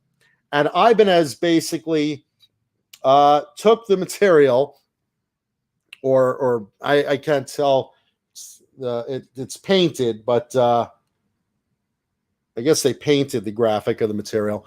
But they basically took the graphic of the curtains. There you go. Took the graphic of the curtains and made a guitar out of it. And this is it. This is the first version.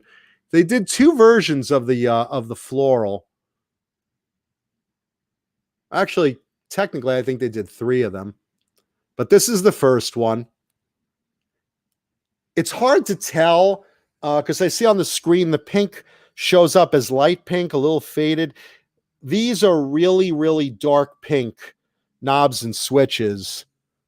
Again, the lights are screwing me up, but this is not a faded hardware guitar, because usually the switches are a little lighter sometimes. Sometimes the knobs color pink fades. But this basically, there we go. Sorry. This basically was a case queen. When my friend got offered it, this was someone who just didn't play it and knew that I'd like this and just surprised me with it. So you know who you are if you're watching. But I love it has a clear pick guard. You guys can see that, which I thought was a really cool idea, because the pick guard is nice and you don't want to scratch the paint. But over the floral graphic, I thought that was really cool. And you got the pink selector switch, 5-way, DiMarzio pickups. Again, looks so much lighter than it actually does. Let's see. Okay. Hang on one second. While Johnny's dealing with tech issues. Sorry about that. And the graphic goes onto the back, which I love when they put the graphic on the back as well. That's just a nice touch. And this is when they started doing the vine inlays, which are really cool. The Tree of Life inlays. I love that. And matching headstock with, of course, pink Ibanez logo. Super, super cool. Made in Japan. The early gems, I always talk about this. The early gems are so good. You know, ask Jay Hannon. He loves these things. These early gems are so good. I have a couple of them. Paulie has one. I mean, they're just so good. You know, especially when they first came out. You know, this one has the regular neck, which I like a little bit better than the wizard neck. Wizard neck's a little thinner. A little black hardware on the strap lock, maple neck, and look how clean that back plate is. Can you guys see that? Because if you know these black back plates from the early gems, they usually wear so fast and so hard. Insert joke here, giggity. Look how clean and shiny that one was.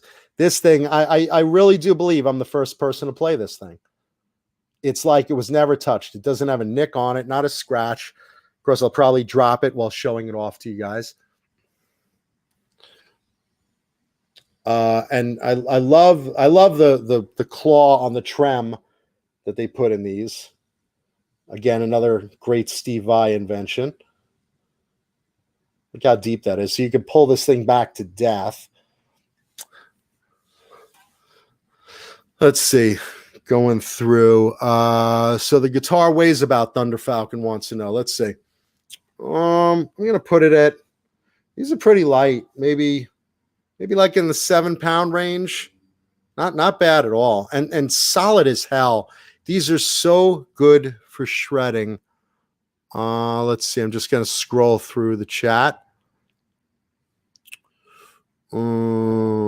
Yeah, some people call these the Vai Curtains guitar. The Vai Floral. It's really called the Vai Floral 1 because they came out with the next one. Let's see.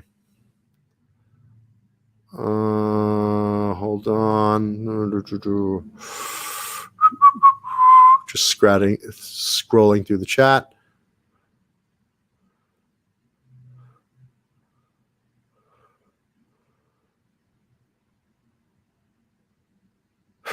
Kenny Dave says it's a gift certificate. Gift certificate to Victoria's Secret. Yeah, because I want to get my mom lingerie. Well, I'm never getting laid from your father. I just discovered Tinder. Oh, he doesn't look Jewish. No. Oh, another dick pic. Oh, speaking of dick pics, there's Johnny. Hey.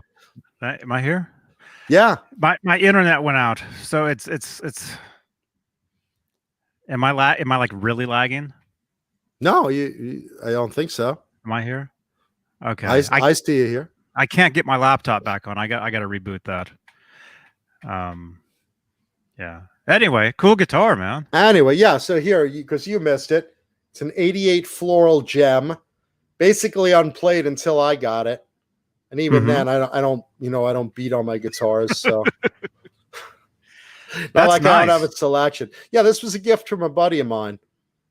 Queen, unplayed until I got it, literally. That's the one I always liked. That particular one. I had I didn't have the posters, but I had like the ads, out of the guitar magazines, and that was the one I always dug. I pointed out, I'll point out to you, look how clean that black plate is. Yeah. It's like, usually they're faded and crusted and whatever. And another thing I'll show you that the Gems have is that little weak spot where it connects. You notice there's no cracks at the neck. Because those body angles are very thin. Usually over here, there's a couple of cracks where the neck connects. This has none. Especially on a black guitar. It's just like, it's really hard. Let's see. Going through the chat. Sorry. Ben Tom says he's Sofa King jealous. Robot Master Switch, a unicorn. Yeah, to see it in this condition, it really is a unicorn. You really just don't see them like this. Definitely one Jay Hannon would like. I agree. Jay's got great taste in guitars. Did you see that Joe Satriani he has? That orange one? That's killer. These some of these Gems and Ibanez and the signature editions are just terrific. Robot Master Switch used to rub one out to this guitar when he was a kid. Hopefully not on this, but that's probably why there is a clear pick guard, so you can shoot a load on it and then kind of squeegee it off or Windex it. Fruitcake Tony, here's my address. Mail me the guitar. Thank you. Murph Murphy says it's the actual material.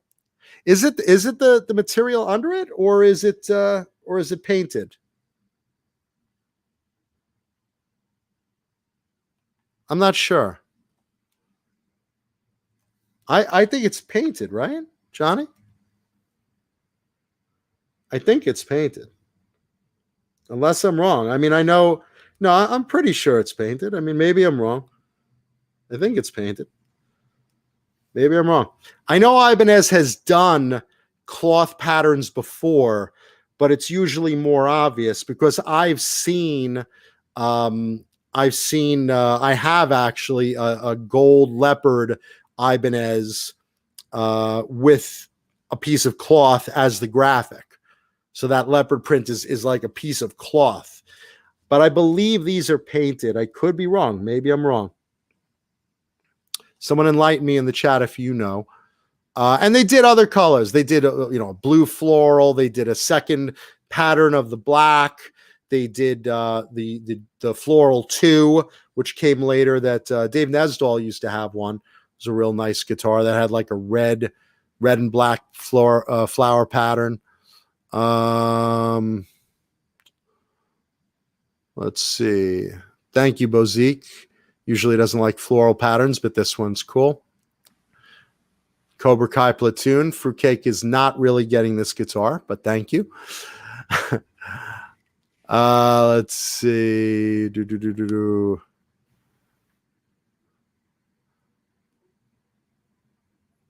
Was the Christopher let's see. Christopher Yeleskis asks, was the pink always there?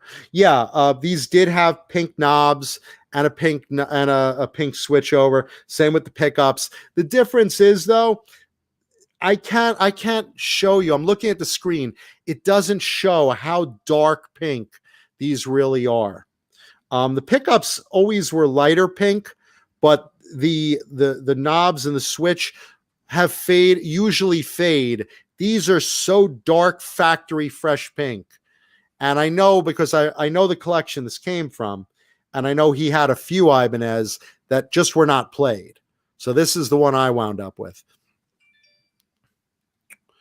Let's see. Thank you for all the nice words. Just going through the chat. Okay, Renus wants to know what makes the Gem better than the RG 550. They're very similar guitars.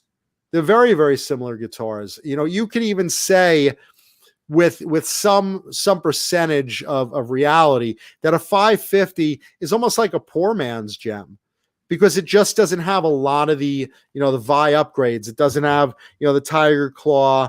I'm not sure the pickup and hardware combination on a 550, but it doesn't have, you know, the grip, the monkey grip on it. The neck could be similar, but I don't believe you were able to get the wizard neck on it. Again, I'd have to look at an Ibanez catalog from back then. But, you know, it's basically a bells and whistles. If you get an Ibanez 550 or 570, I have a 570, you'll see they're great guitars. They're super, super solid. They're very light. I believe they're older bodies and very, very fast necks. They're terrific. So I would say, you know, a 550 to a Gem, very similar. Very similar, but the Gem has all the high-end bells and whistles and the little Steve Vai touches like the claw and the monkey grip and, you know, possibly different hardware. I'd have to look.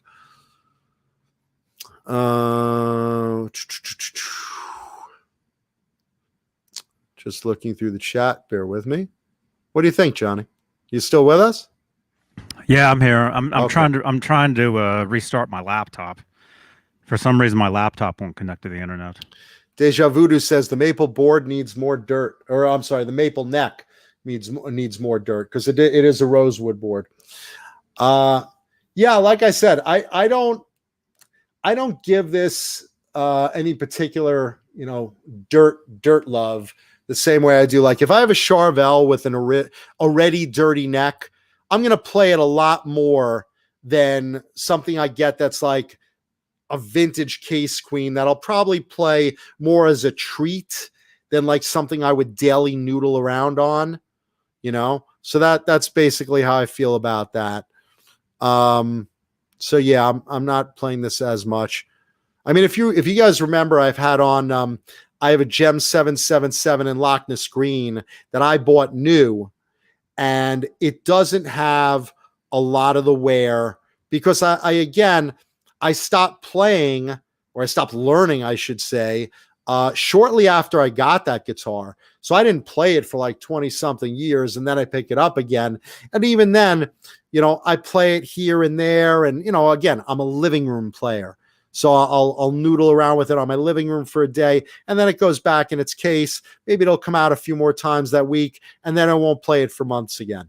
You know, I'll go on to other guitars because I have a lot of guitars that, you know, and a lot of them I play a lot more. Like there's a BC Rich Eagle on my couch that's been played every day for the last 2 months right now. And you know, just it's one of my go-tos. Across the room from that, I have a Kramer Beretta and a Jackson Soloist and an ESP Kamikaze that, you know, right now that's my, you know, daily noodle around on lineup. And then in a few more days, I'll switch a few of those out for a couple others, you know, so you don't, you know, get a lot of play daily on every single one. But then there are those go-tos. I can name a number of Charvels and BC Riches that I reach for constantly. Even if they're in rotation, they go back in rotation a lot. So something like this, again, because of its condition, sure, I'll break it out, play it a little bit as a treat, but I'm not going to like, you know, play it every day the same way I would, you know, a Charvel that has a really broken in, like an old pair of shoes neck that I'm so comfortable with. Going back to the chat, let's see. Fruitcake Tony says, this is my 5th correct show and tell guitar guess in the past 2 years. Yeah, dude, you are great at this. I have to tip my hat to you, Tony. You really are good at guessing show and tell guitars. Let's see. Someone says Jay's Ibanez is the shit. You bet, man.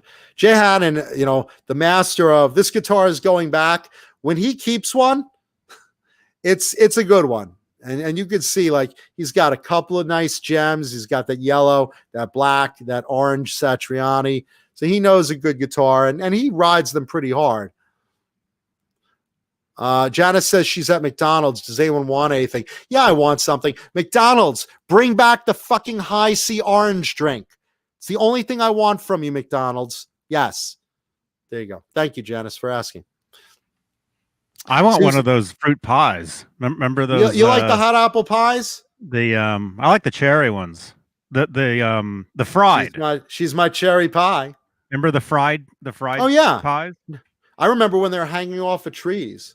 When I was a little kid, they had, like, in an HR Puffin stuff kind of way, they had like the fruit pie tree. So you'd go into the kids' playground and there was like a tree with like plastic fruit pies. And it's like, this is where we grow fruit pies, kids. It's like, oh yeah, well, your hot fried fruit pie I saw on the news just scalded someone's lip to the tune of like a $6 million lawsuit. So yeah, that tree should be chopped down where you grow your fucking fruit pies. I'm an educated child. Come on. Tell me it grows on a fucking tree. If you like this guitar, please hit the thumbs up on the video. I appreciate it. Let's see. Such great craftsmanship. Color is awesome. Hugh Caldwell, welcome, man. Murph Murphy. Hey, Hugh. Hey, Murph. Now, Robot Master Switch says it's actual material glossed in, supposedly. I've heard that, but I'm not sure if these are. I don't remember. I know certain finishes for Ibanez are cloth under a clear coat. I can't remember if this is one of them. Susie said Vi wanted the gem made out of basswood for weight consistency. So okay, there you go. Thank you, Susie. Bozique said, I remember a YouTuber once used material to do this type of finish. So yes, it is the actual fabric material. Kenny Dave also says fabric. Murph Murphy says Ibanez bought a run of the material, made each one unique. When they ran out, they couldn't make it anymore. Okay, so that makes sense. I thought it might be. Kenny Dave says it looks like grandma's house. Yeah, Steve Vai's grandma. That's where the idea came from. Let's see.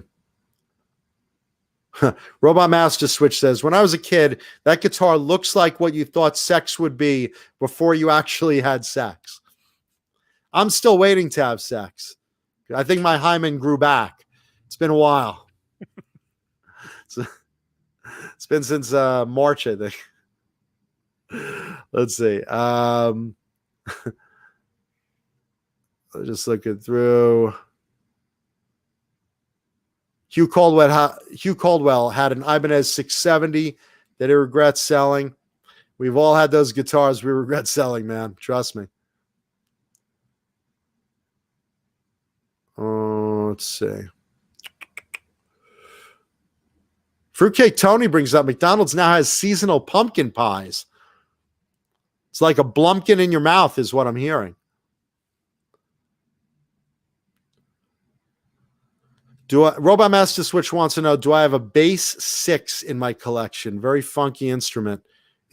No, I don't. The only basses I have belong to Jerry Dixon of Warrant.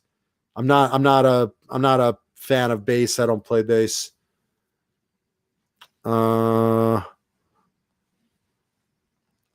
Deja Voodoo brings up an interesting point. With a big collection in slow rotation, you can get a little bit of that new guitar day vibe now and then. The damn I forgot I had you sweet vibe.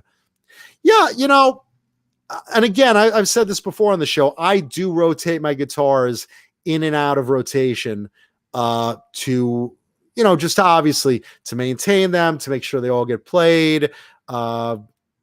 if I want photographs of something, serial number inventory, things like that. But look, guitars need to be played. Every guitar I have gets played at some points. Some obviously more than others. Some just, here and there. Some constantly. But even the celebrity ones and the case queens and things like that still need to get played and maintained. So yeah, it is fun when I haven't played something in a while and I get that warm and gushy feeling. Not the shit my pants warm and gushy feeling that, I get on occasion, but that warm and gushy feeling of, I remembered I had you, but I forgot how fucking beautiful you are, how great the pickup in you is, how nice this neck was, how, pretty your finish is or graphic. So yeah, it's a great feeling. It really is. Let's see. And thank you guys out there for the thumbs up. We really appreciate that. Ben Tom is wondering if Grandma Vi had big titties. Well, let's check out the belly cut. Because I'm just kind of thinking her droopers were probably hanging right over there. Let's see. Fruitcake Tony wants to know, Johnny, this one's for you. Has any of your friends ever striped a bass? Van Halen needs a striped bass line. Striped bass. What? Striped bass. Fruitcake Tony wants to know if you've ever fucked a striped bass. Those wide mouth basses, No. Have you ever striped a bass, like a Van Halen stripe on a bass, he's asking. No, never have. And the only basses I have actually are they're both black. I've only owned black basses. And I'm trying to get my Wi-Fi. I'm trying to get the laptop going. For some reason, the laptop won't hook up. Restart the laptop? Welcome back to Tech More on Tuesday here on the Johnny Beane Show. I don't know why it Chris Bevan brings up WAP, wet ass pussy. Speaking of wet ass pussy, in the news, if you guys haven't checked this out, there is a heavy metal version of wet ass pussy. Wet ass pussy, WAP, is the Cardi B song that is all over the charts. Even though it's the most dirty, graphic, talking about every sexual thing you can imagine. It's like watching the show, but, with Cardi B walking around in negligee in the video. Wet Ass Pussy, or WAP, is all over the charts. This thing's been for months on the charts. It's the biggest song on TikTok. Yeah. Every other TikTok video is somebody doing that dance. It's a dance. There's the dance, and there's parodies of it. I want you guys and girls to check out this cat because he's done a lot of metal versions of songs, and it's Leo. Let's see if I get this right. Moracchioli.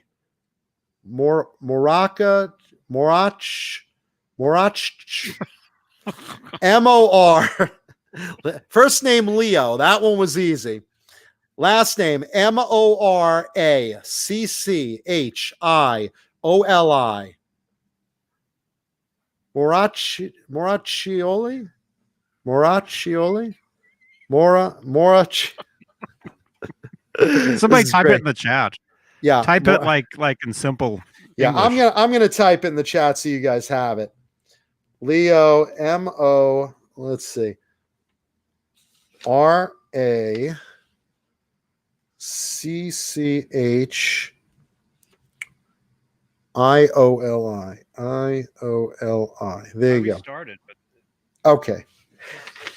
You guys already know Leo. He's done a lot of metal versions of cool songs and pop songs and stuff like that. He did a very badass metal version of Wet Ass Pussy. And he does it with those Cookie Monster vocals. It's like, put your car in my garage with that wet ass pussy. You know, things like that. It's really, really funny. Yeah, and it's Leapfrog Studios. I'm sorry. That's very cool. Is it Frog Leap or Leapfrog? I thought it was Leapfrog. Anyway, check it out. Just put up heavy metal wet ass pussy in YouTube. You will thank me. It's a cool video. He's a great player. He plays all the instruments. You know, he's over there. You know, in the video, you see him playing the drums there, the bass over there. He's ripping on the guitar. Then he's doing the vocals. He's really, really cool. I like his work. I've seen a bunch of it. Yeah, Leapfrog Studios. Thank you. And you guys should check that out. So, you know, someone asked me the other day in the chat, what is WAP? I said warm apple pie. And, you know, but it's wet ass pussy. Somebody put that video in the Discord. Yeah, someone throw a link to it in the Discord if you would. There is a talk. Is there a Tuesday night Discord channel? Yeah, there's a Talking Guitars and 80s Metal in the Discord. Talking Guitars and 80s Metal Live has its own section in the Discord. If you guys want to throw it in there. The chickens are pecking at the Wi-Fi. Yeah, I have my main computer hardwired in. That's why I'm here, but I can't get the laptop to go. Fruitcake Tony wants to know, with such a big collection, so many multiples of the same type of guitar and cases, you know, Charvels, BC Rich, et cetera, how do you identify individual guitars? Okay, what I do, I basically have, this one's unusual because I kind of got it like this already, but on the top of cases, I use blue tape, you know, painter's tape, and I put a slap across it, and I put in, say, BC Rich, Mockingbird, neon green pointy headstock. So I'll just identify it that way, or Charvel Strat, black Japanese flag graphic, something like that. So I'll usually line it up, all blue tape strips, which most of you guys and girls use already. You know, painter's tape is the best. Painter's tape and a Sharpie, just right on the top of your case, and, you know, line them up. A lot of times I know where certain guitars are. I have like a photographic memory of, okay, I know my green Mockingbird, my forest green Mockingbird is over in that corner. I know my neon green Mockingbird is in that closet. I know this red Mockingbird is at my friend's house. I know this one, you know, so I know various locations right off the top of my head. I could tell you where guitar is. And if it's in the location I'm at, I will tell you, there you go. There's mine. It looks literally like mine. It's the same thing. See, blue painter's tape and a Sharpie. Yeah. It's the best. Everybody does it. Absolutely. Everybody that knows to do that, everybody does that. It's the same. Yeah, Senator Picorni says the same thing. We all do it. It's like masturbation. We all do it. I know right now half our audience is masturbating. So, and again, why do you think my hand is under the screen? I am too. So, yeah. Janice Lala says, do I make videos of me playing? Janice, I'm a terrible player. Because again, I've gone over this on the show before. I started learning way back in the day. I stopped for 20 odd years, and then I picked it up again, you know, years back around this new generation. And that's when I continued to learn. So no, I just basically made up for lost time, but I'm a terrible player. Someone like Johnny or Jay, you want to see them playing. Someone like me, no, because I only play parts of songs. I can't do solos. I don't do sweeping arpeggios. I don't know theory. You know, I've always pointed that out. You know, can I play, you know, intros to songs? Hundreds of them, sure. You know, can I figure something out? Sure. But, you know, I'm just not good as someone that has played you know, for, you know, whatever, 30 odd years straight through and kept learning. I'm that guy that when the 80s music stopped, I put down the instrument to learn and I picked it up in, you know, 10 years ago or, you know, whatever, 8 years ago. or not even 8 years, 7 years ago, I guess. So there you go.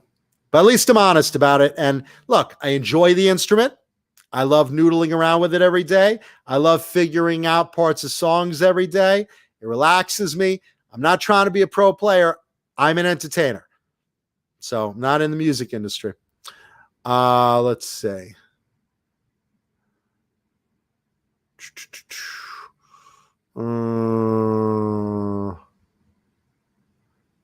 Let's see. Just going into the chat. Ben Tom says, don't put wet ass pussy in a Google search. That's a very good point. Yeah, if you do Cardi B, WAP, you'll get, that video. If you just put wet ass pussy in that, then, and thank you, Susie Cherry. I appreciate it. Black and pink are my colors. That's my color scheme. So thank you for the compliment on the t-shirt. I'll be right back. Johnny's going to get a hot apple pie at McDonald's, or pumpkin pie, or cherry pie. She's Johnny's cherry pie. Let's see. Hey, Zach Thong. Susie Cherry uses string labels and puts it connected to the handle. I've seen that system too. The thing is, though, the way that a lot of us keep our guitars, and I think I speak for most of us here, we stand up the cases. We lean them in a wall, in a closet, in rows. Somehow they're standing up. So usually the top of the case, where the headstock is where you put a paint strip. If you have something like a tag on the handle, you can't just glance at a row of guitars and see it. You have to touch every handle, read the card, reach down for every handle, read the card, read the card, read the card. If you do it with a tape strip and a Sharpie, you can look at a row of guitars and see Charvel, BC Rich, Kramer, Ibanez, or if you keep them in sections, this is an Ibanez row, this is a Charvel row, this is a Jackson row, here's the SP. Depending on whatever your system is and how many guitars you have, some people have one guitar, some people have 10, some people have 50, some of us have just a shit ton of them. But whatever it is, it's just a lot easier that way when you could just glance at the top of your case all in a row, see all these blue labels with big Sharpie letters, and see that's how your guitar is identified. So again, personal taste, but I think it's easier.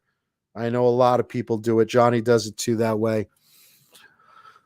Let's see. Good night, Chris.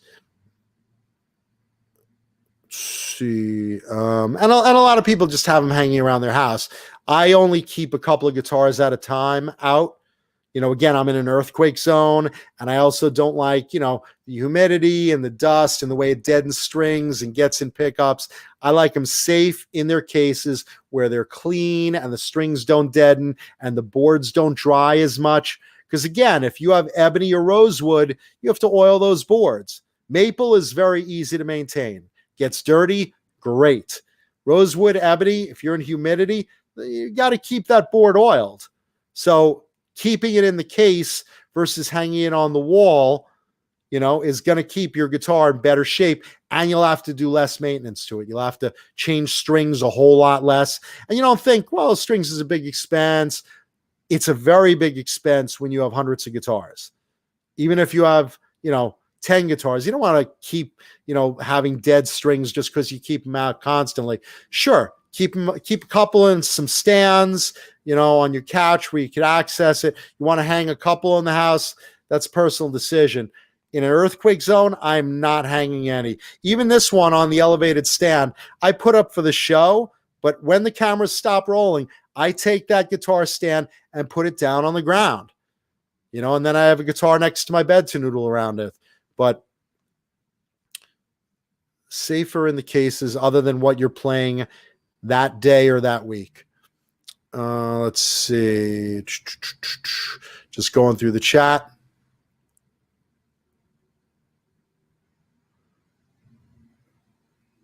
Bear with me.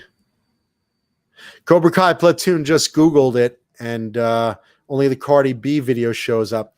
Go on YouTube, not right now, but after the show, and look up WAP, W-A-P, capital letters, and then heavy metal.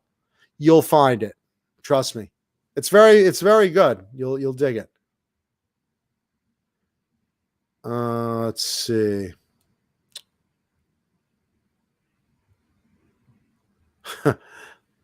Robot Master Switch says, the only time I anticipate hearing pop music like Wet Ass Pussy is when I'm putting a greasy dollar bill in some girl's G-string when she's on stage and I'm rocking basketball shorts. There you go. How'd that dollar bill get greasy?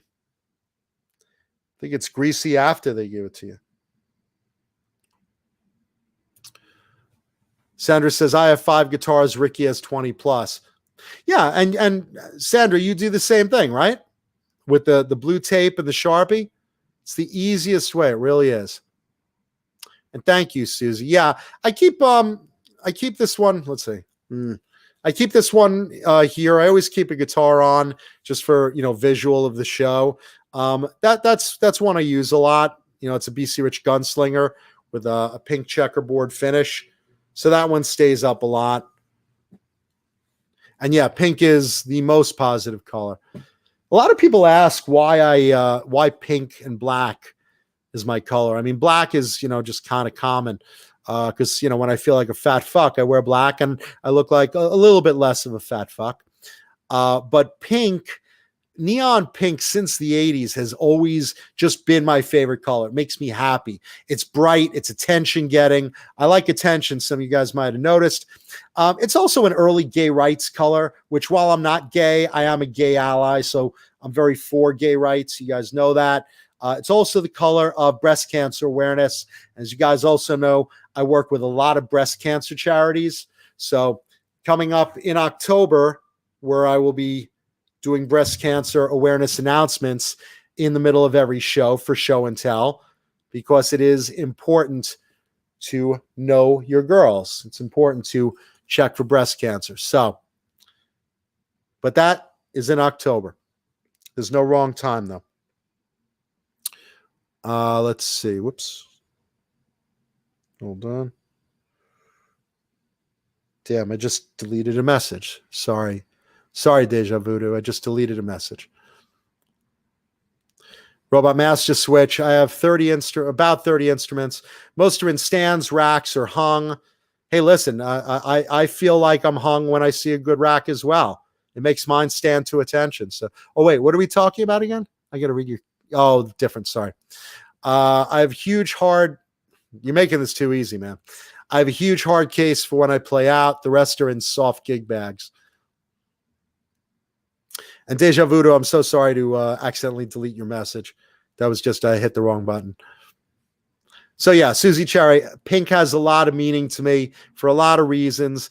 I mean, like I said, I stand behind a lot of the causes that use pink, but overall, it's my color. It's my signature color. It makes me really happy. It looks fucking great.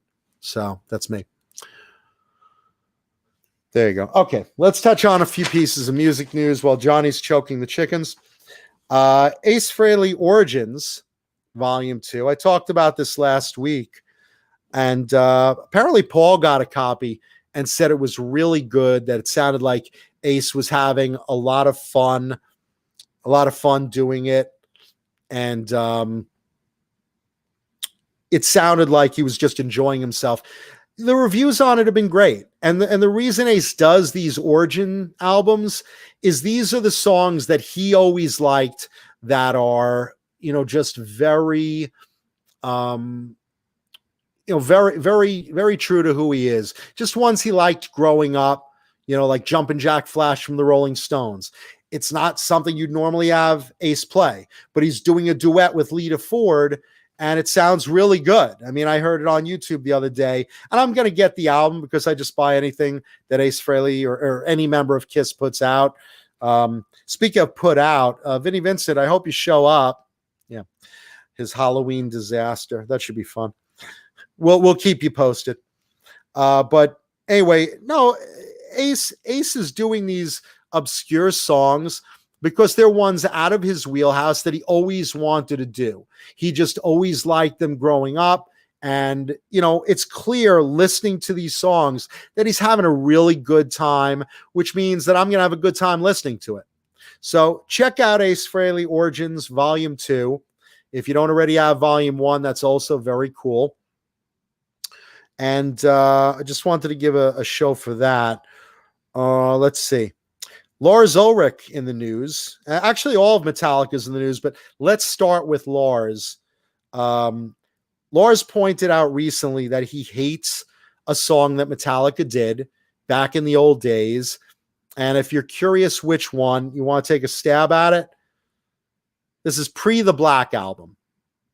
So if you already know it, keep it to yourself. If you want to just take a guess at an early Metallica song that maybe you think just never really fit in with what they do, take a stab at it in the chat. I'm curious. I never would have guessed this because I love this song. I mean, is it my favorite from them? No, but it's from a great record. And I always dug it. I'll just tell you because we'll be guessing all day. From the And Justice for All album, Eye of the Beholder. He feels it feels forced, that it's not melodic. It's trying to fit a square peg into a round hole. He hates the song. He doesn't want to ever play it live. Eye of the Beholder. I mean, I love the And Justice for All album overall. And I thought Eye of the Beholder was a really good one. I mean, this is, the first album with Jason Newsted playing as part of the band. Well, it's actually, let's see, Garage Days Revisited also. I don't know which order they came, I forget, but Eye of the Beholder, I think it's a good song. I mean, do you guys in the chat like it? I'm very curious. I'm just curious. I played it today just to make sure I wasn't crazy. I mean, I am crazy. That kind of goes without saying. But I just wanted to see what he was talking about. And I see where there's a couple of rhythm shifts and stuff. I could see where, maybe he'd find it like a little awkward making those switches. But overall, just listening to it, I mean, the thing about Metallica is, unlike certain other bands, I will just put on a Metallica CD and just play it start to finish. I don't usually go looking for a specific song. Maybe on the Black album, maybe I'll just want to hear, Enter Sandman. Maybe I'll switch Unforgiven. But as far as like Kill 'Em All, Ride the Lightning, Master of Puppets, Justice for All, I just happen to like playing the albums through. I think they're those type of albums that you just put on, and there's really not a lot of bad material on there, versus certain other bands, it's a lot of filler. You're like, okay, let me play track 2, track 4, track 5, and maybe the ballad track 8. But I just go through Justice for All. I'll just put it on, just play it through as background, or if I'm driving or something. And I never looked at Eye of the Beholder as anything but, a pretty cool song. Is it their best? No, not my opinion. Is it good? I dug it. Never had a complaint about it. But yeah, I mean, would I rather hear, Creeping Death? Would I rather hear, Master of Puppets? Would I rather hear Seek and Destroy? Sure, probably. But is it enough that I'll start going skipping around the CD? No. And I never looked at that song as anything but like pretty casual, Yeah, Senator Picorni brings up One. That's definitely, in my opinion, the best track on that particular album. Blew me away when I first heard it, for sure. And that was probably their first big, I almost want to say commercial hit, because, again, Metallica would never get a lot of play on MTV. They wouldn't get, play on the radio usually. I mean, for those of us in the know of Metallica, our friends told us about them. Hey, did you, see the new Metallica album, Ride the Lightning? And it's, oh, yeah, I like their first one. Let me hear that. Oh, it's fucking awesome. Yeah. But did you hear it on the radio? No, very rare. Until this album came out, until Justice for All came out and One got that video on MTV, you didn't really see a lot of Metallica on MTV. Even during Headbangers Ball, how often did you see Metallica? Excuse me. You could say, okay, Master of Puppets was a great album. Personally, I think it was their best album. That's just my own opinion. I think it was the best mix, the best written songs. I mean, a lot of Metallica is good. I thought Master was the best one. But you still didn't hear that a lot on the radio. One, you started hearing on the radio, and you constantly saw that video on MTV. So you know what I'm talking about. But yeah, so he hates Eye of the Beholder. Okay, don't play it, no worries. Let's see. Otherwise, with Metallica, here's a tip of the hat to them. They donated $250,000 to wildfire relief on what's going on the West Coast. So that's, California, Washington, a couple of states on the West Coast were burning up here. I got to tip my hat to them. Again, I have mixed feelings of Lars and James personally. I love Kirk, and I love Rob, as people in general. As a band, I think their music's fantastic, obviously, with a couple of exceptions in some of the later albums that I wasn't a fan of. But, the first, 6 albums without question, or let's see, the first, I guess we'll count the LP, the EP rather. No, I'm sorry, the LP. We'll count that too. I like the first 6 Metallica albums without question. And Good Night Thunder. And you got to tip the hat no matter what. As great a band as they are, for them to take the time to drop $250,000. That's a lot of fucking money, man. That's a lot of money, and God bless them for doing that. So,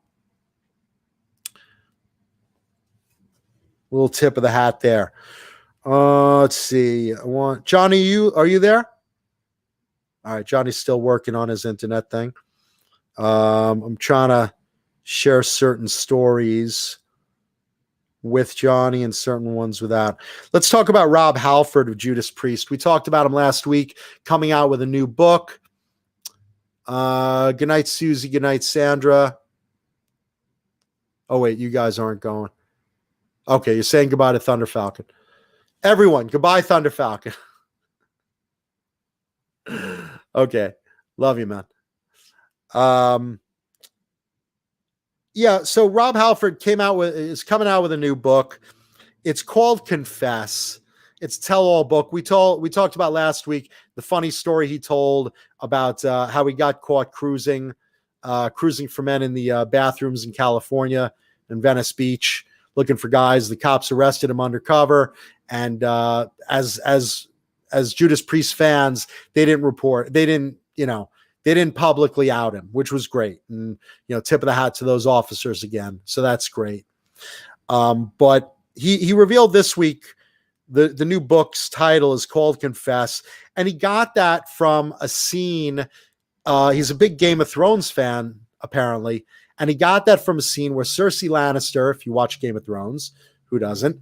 Cersei Lannister is in, I think, like the next to last season or the final season. And she's got this nun. She's chained up in a prison, and this nun keeps harassing her. Confess, confess, confess. And she's like, go to hell, go to hell, go to hell. And, the nun keeps saying, confess, confess, confess. And Rob's watching it, and he's like, oh, confess. What a better title for someone who's in a band named Judas Priest. Priest, confess, confession. That's the title. So that's where Rob came up with it. I thought that was pretty interesting. He was talking in an interview this week. Also, let's see. Great White a personal favorite band of mine. I followed them since the beginning. I think Mark Kendall, the guitarist, is literally one of the best guitar players totally out there, and super underrated, blues-based rock player, incredible writer, really, really terrific. And I've always bought basically anything they put out because it's always been good. And I know that there are two great whites. There's Jack Russell's Great White, which is Jack Russell, the former frontman, and a backing band. And there's Great White, who retains the original name with, Mark Kendall, the guitarist, and all the original guys in the band, Michael Learte and those guys. And they've gone through a few frontmen. They basically had, when Jack Russell left, they had the late Janie Lane of Warrant doing some touring and covering the frontman spot. And then they got Terry Lewis of XYZ, another personal favorite band of mine. And Terry's a great guy and a terrific frontman. And they had him for 2 albums. And Terry recently parted ways with the band and went back to doing XYZ. So they got Mitch Malloy. Mitch Malloy, if you guys remember, great solo artist from the 80s. And I don't know how the guy doesn't age. He just doesn't. Johnny and I ran into him last year at NAMM, and we looked at the guy, and the guy is he's almost immortal. I mean, he really is. I mean, you just look at this guy and you're like, are you in your like late 20s or something? Because you were in your late 20s like back in 1986. I don't know if he's got like a painting of Dorian Gray in his attic, or the Fountain of Youth is in his canteen, or whatever he does. The guy looks incredible. I mean, I should only have genetics like Mitch Malloy. I mean, holy shit. But with that said, he's a great frontman, and Great White snapped him up, and they are putting out now a live CD and a live DVD with the Kentucky State Fair show that they did back in 2018. And you guys could watch clips from it on YouTube if you want to get a flavor of it. It's terrific. It's really terrific because the band is super tight, and Mitch is such a charismatic frontman with such a good voice. And really, really terrific. So if you want a taste of that, because they haven't done any regular albums with Mitch yet. They're writing one now. I know Mark and Mitch are back and forth writing tracks for a future album that'll probably come out in a year or so. But in the meantime, the live CD from that Kentucky State Fair show is terrific. I got a preview of it. It sounded great. And I definitely recommend you check it out on their website. They're taking pre-orders for it right now. I'm not sure if they're combining the CD and DVD as a set. They might be. I didn't take a good look at that detail, but watching the video itself and seeing how well Mitch fits into that band as if he'd been there for years. He's a great frontman. He's not a grandstander. He just fits right in there. And Mark Kendall is on fucking fire at that show. Just watching him pull out those riffs and those solos and just he's so underrated, it's unbelievable. So check that out. They're taking pre-orders. Great White. It's called Great White Live, original title, right? But if you want a taste of it, there's a little taste on the internet. You can watch 1 or 2 songs and see if it's for you. I will definitely be buying it in its full. So let's see. Looking at the chat as we deal with Johnny's technical difficulties. Please stand by.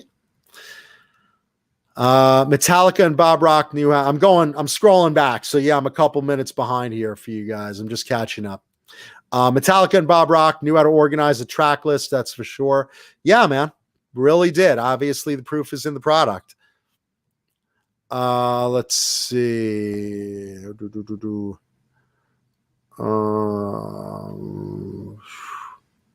Metallica, Robot Master Switch says Metallica were worshipped as lesser gods in the San Francisco Bay Area in the 80s. Speed metal, baby.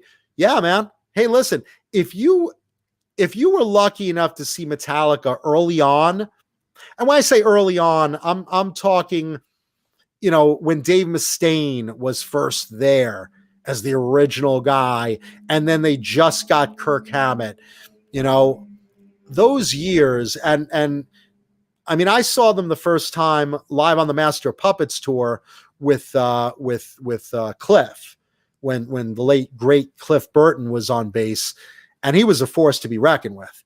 So early Metallica live, you didn't know what the fuck you were looking at. You were like, wow, they're fast and they're good. And there's a big difference, because you guys all know you can watch a live show and they'll just sound like shit. When they sound like the album and they're putting in that type of playing, fast and hard but melodic, with good vocals and good rhythm, and I mean, it's just terrific. So early Metallica, terrific. I haven't seen them live in a while, but let's see. Looking through, bear with me, guys and gals. And thank you, Sandra. Thank you for the nice words. Thank you.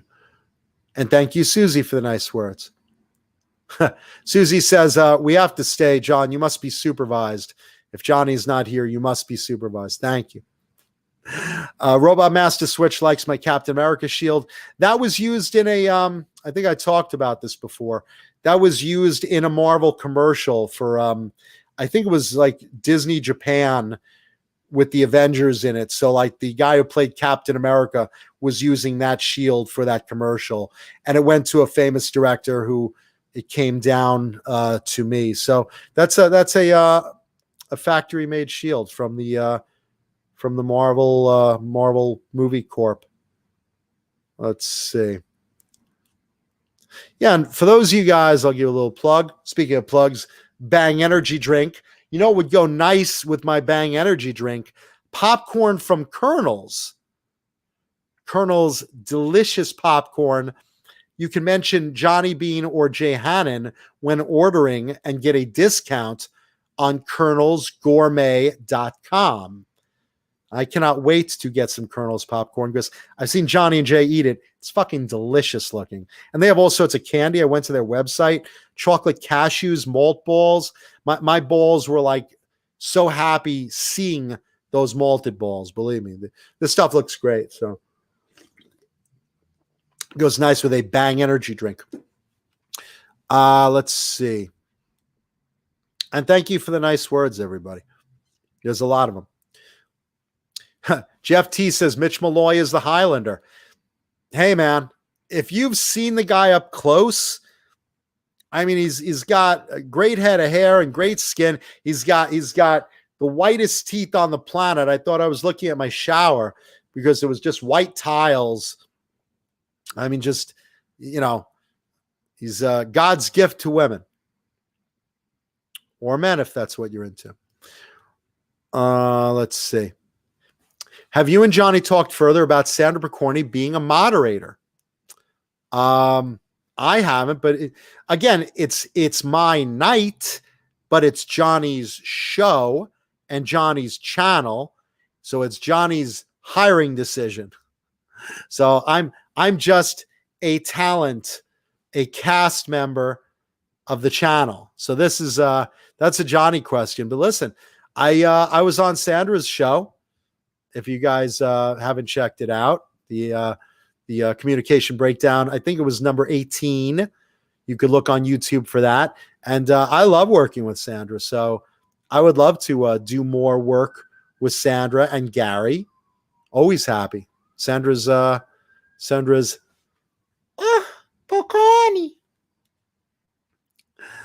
Renus wants to taste me. Well, open your mouth and I'll see if I could shoot you one from here. Hang on, Renus. But thank you. Let's see. Just looking through scrolling through the chat. Sorry, guys.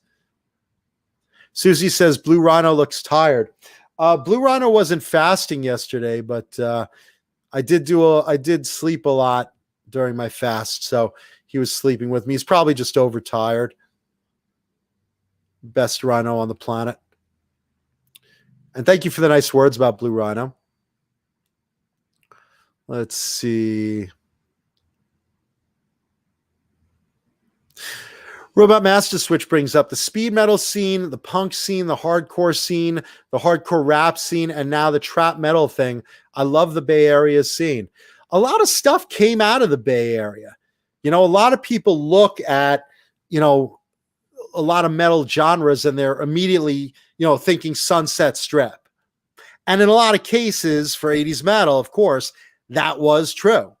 That is something I think of too. Even though I'm from New York and we had our own metal scene, over in New York, obviously the tri-state area, I should say, New York, New Jersey, maybe a little bit of Connecticut in there somewhere, but Long Island, of course. But we had, Virgin Steel and Twisted Sister and Bon Jovi and Skid Row and Danger Danger, and we had a lot of guys over there, So we had our own East Coast scene while the Sunset Strip scene was going on, which was obviously the bigger scene, but we had our fair share, and obviously on MTV and in concerts we all melded.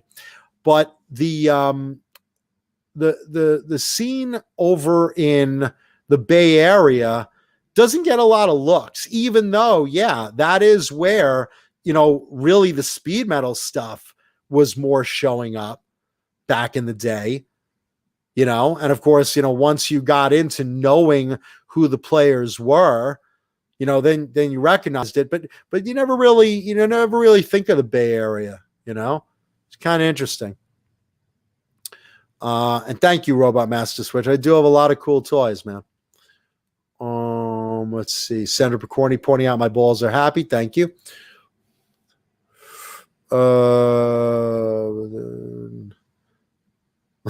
Yeah, Susie Cherry says with the sponsor plugs, they'll give us another week to try. Speaking of sponsors, did I mention Swiss Picks?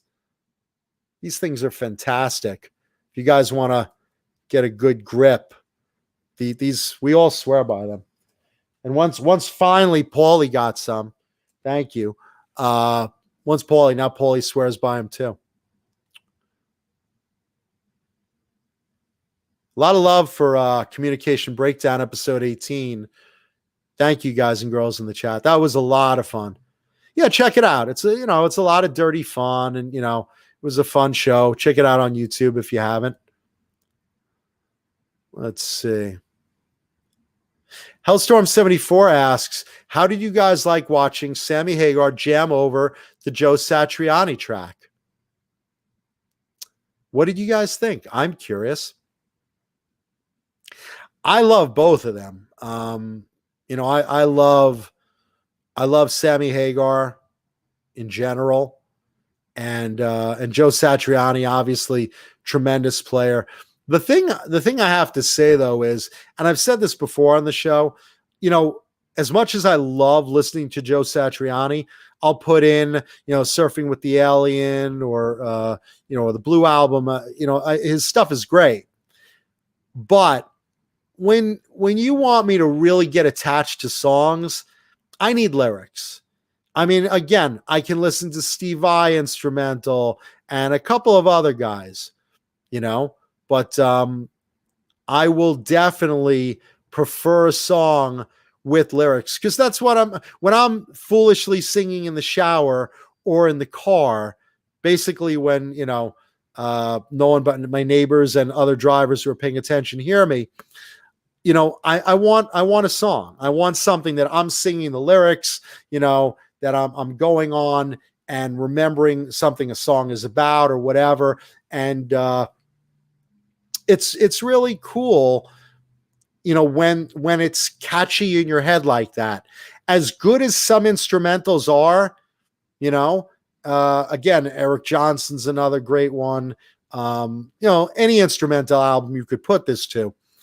As good as some of these albums are and fun to listen to his background, you got to admit, for the most part, you're not there singing along with the song. You know, you might be like, humming to the melody a little bit, but it's not sticking in your head the way that, Sammy Hagar's I Can't Drive 55 is. Because you're also adding that layer of his vocals, and, those things, the way he sings it, the melody of it, it's all in your head, including the way the vocals are coming out. And that's where you're mentally having those cues of, so I signed my name on number 24. Hey, that's really what's sticking in your head. You won't get attached to a song as much just as an instrumental. So, given the choice, as much as, I love instrumental albums, I thought it was neat, with Sammy, playing over Satriani. I need lyrics. I want lyrics. Let's put it that way. I want lyrics. And I like Chicken Foot, and just saying. Let's see. Oh, Revolutions is in the house, and this is Tom's son, Tom. This is Teenage Tom. So, Teenage Tom, how are you doing? Teenage Tom is one of my favorite viewers, actually, because he's, he's of a younger generation, and he, he's first getting into, girls and everything, physically, literally. And, I think I can mentor him very well, so one day I'm going to go, I'm going to take him under my wing. I'm going to bring him to a strip club, hand him a big wad of singles and a face mask, of course. And, get him on the road to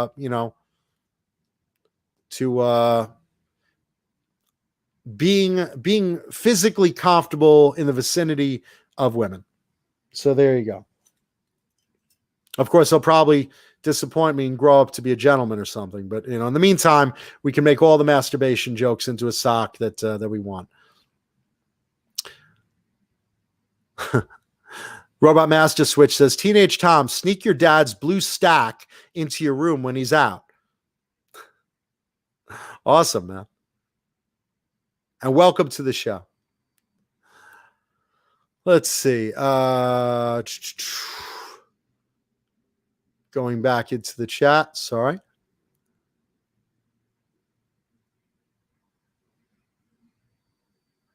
Robot Master Switch said, DC also had a great hardcore scene and the Florida death metal scene influential, both of them.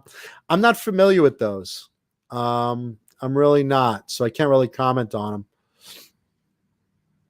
Robot Master Switch says, I like Joe Satriani's look. He made it okay for bald, googly-eyed bastards to be seen outside again. Helps me tons. If you want to see a bald, one-eyed bastard outside, I pull my penis out in public quite often.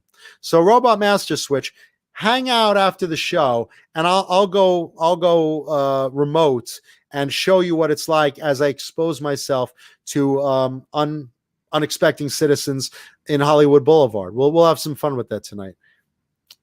There you go. There is a bald, one-eyed bastard in my pants. And Mr. Hellstorm 74 touching on what I was touching on earlier. I'd rather have a new Chicken Foot CD than an instrumental one. That's the fact, man. Chicken Foot is one of those super groups that, like, I'm so glad happened, just because the players on there, it's like, X Van Halen and it's just a great super group mix. They put out a good product. They keep putting out albums, which is great. And yeah, with vocals, you have something to sing along to. So I agree with that. I'd rather go with Chicken Foot.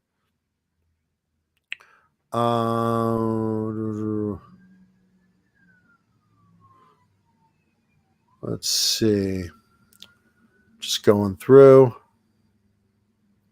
Susie Cherry brings up a great point about that. Words to a song can make you pumped or make you cry so much. There's so much power in words.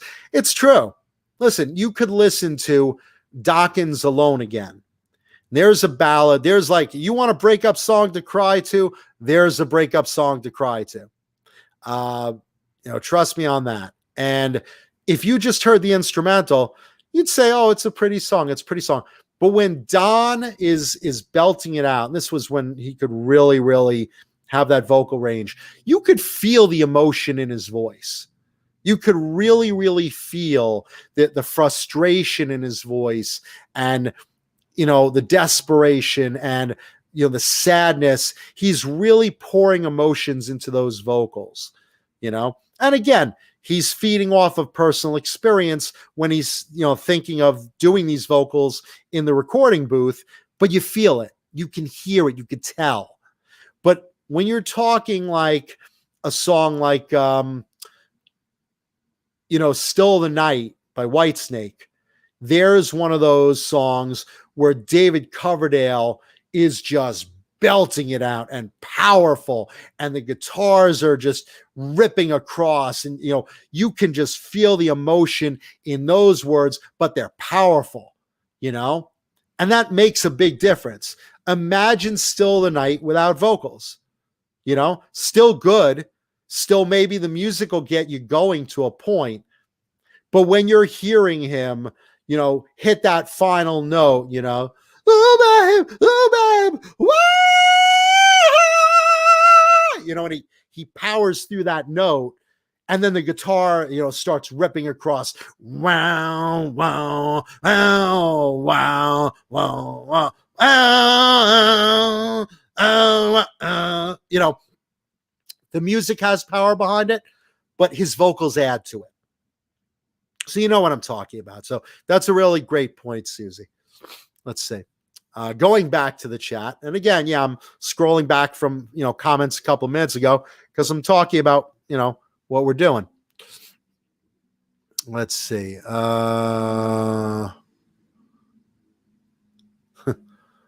Crucible of Fire says, singles, John, not hundreds. So cheap of you in the strip club.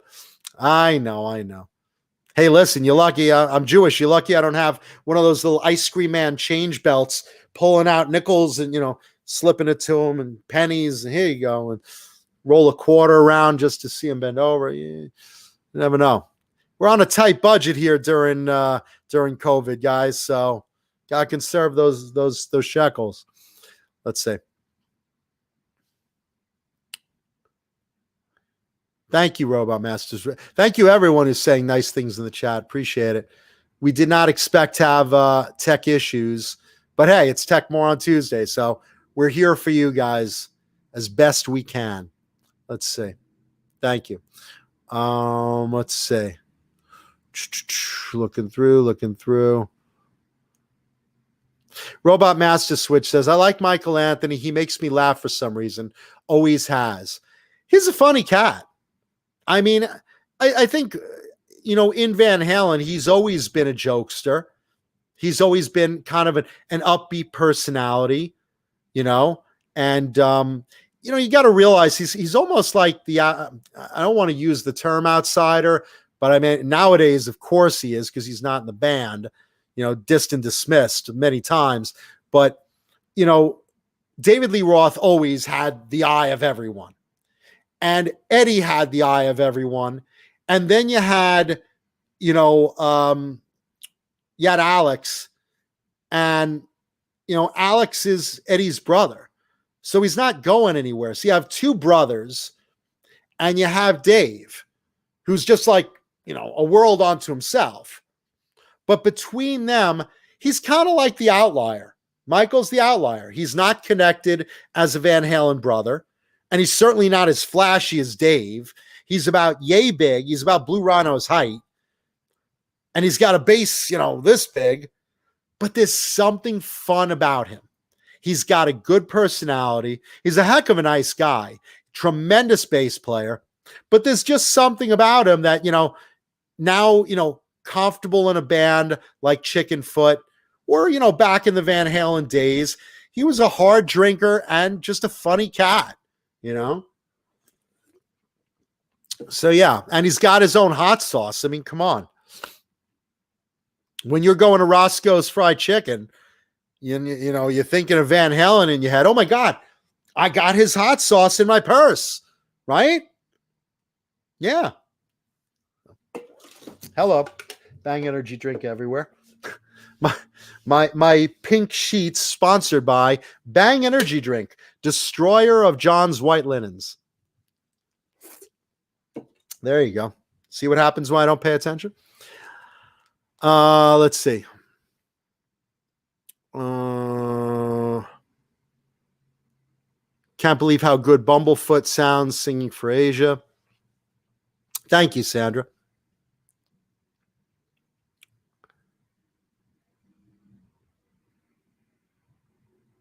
Blackjack Guitar Nut, I think you're on the Rockers for Politics question I was asking an hour ago, because I'm just checking that comment in the chat now. Let's see. So Michael Anthony's hot sauce. Yeah, Mr. Hellstorm says, I want to try Michael Anthony's hot sauce. Yeah, you know, I would love to see it on a show like Hot Ones.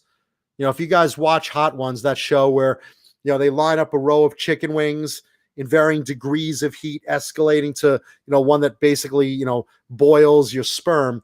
You know, and they're interviewing someone across the table who's eating these chicken wings as well. If you've never watched it, check it out. Hot Ones. I would love to see Michael Anthony's sauce get on.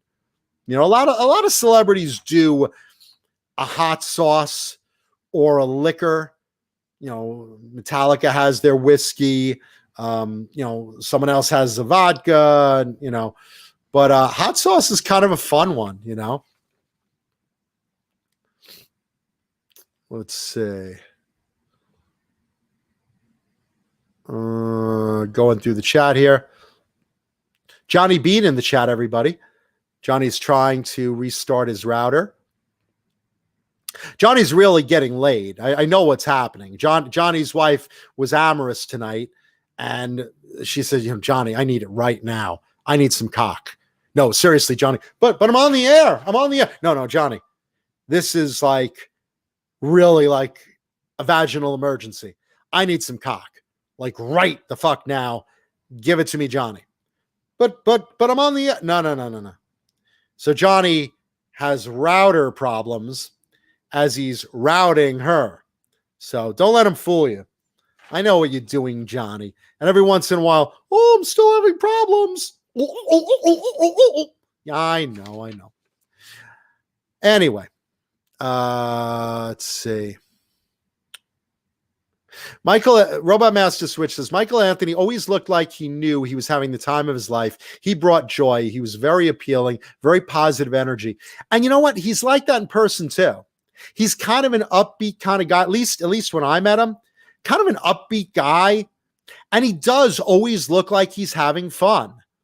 You know, it's like, even I think it was the Jump video. If you look at Van Halen's Jump video, he just kind of pops on the screen with the bass and he's like, you know, like just pops in. He is having fun. He enjoys what he does. And something like that really kind of translates well, you know, obviously in a recording, but more so in a live show.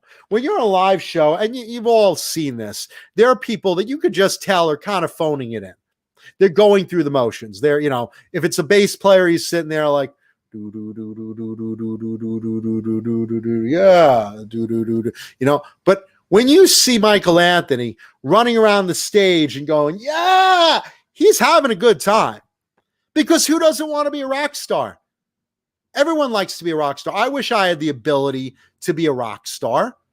I never, you know, got into the music end of the entertainment business. I do comedy, I do TV, I do shit like that.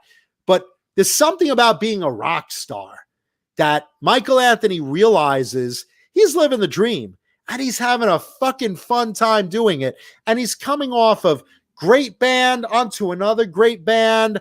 I mean, he's having a good time, because you know what? Some people just don't appreciate it. And some people like Michael Anthony really, really get it. You know, so there you go. So he is having a fun time. He's a cool cat. Let's see. Sammy too. Sammy Hagar, same thing. Sammy obviously did it solo as well, but let's see. Let's see. Susie and Nikki met as dancers a long time ago now, 17 years ago, I think. Yup, and best friends ever since. Susie, were you a dancer? I know a lot about that industry. From the inside. Pardon the pun. Let's see. Rena says he'll put Michael Anthony's hot sauce on his pinkle. Hey, there's some things hot sauce goes on, man. Let's see. Robot Master Switch says, that's what I always associated with Van Halen, fun. They brought fun, a lot of winning smiles at a Van Halen show. And dude, you know what? I could say that having seen both lineups, or two of the three lineups, I should say, never seen them with Gary. I've seen him with Sammy. I've seen him with Dave. And you know what? You're right. You're having a great time at a Van Halen show because it's one of the ultimate party bands. What bands do you associate most with a fun party? I know off the top of my head, I'd say Van Halen, Poison, Warrant. These are fun party bands. These are bands about singing about girls and getting laid and getting drunk and staying up all night and having fun and smiles and tongue-in-cheek lyrics. I like the way the line runs up the back of the stocking. It's all fun. So yeah, Van Halen, if you've ever been to a Van Halen show and you're walking out without a smile, you've probably seen it with Gary Sharon. Nothing against you, Gary. No, I'm just kidding. I mean, great with Extreme, just not a good fit with Van Halen. My own 2 cents, that's all. But yeah, Van Halen, if you're not having fun at a Van Halen show, what are you doing? Are you on downers? How do you not have fun at a Van Halen show, really? If you have Dave or Sammy there playing, and again, I know we're on Michael Anthony, but yeah, back in the days with Michael Anthony there, it was a fun fucking party of a show. Let's see. Thank you, Han36 Solo. Yeah, Renus Pinkel. Ron Jeremy does not have a whiskey. He does have shots, though. And a lot of people have swallowed them. So, there you go. I think he has a line of creamy mayonnaise, too. I believe. Ron Jeremy. Hedgehog mayonnaise? Something like that? Yeah. Let's see.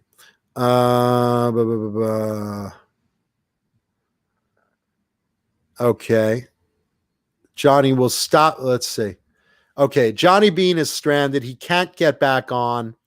Sorry, the internet is out. I can't get back on. I'll stop the feed at 8 p.m. So we got a couple minutes between us. So Johnny is stranded out of the show tonight. Sorry to hear that, but we carry on because we love you guys. And we're having fun.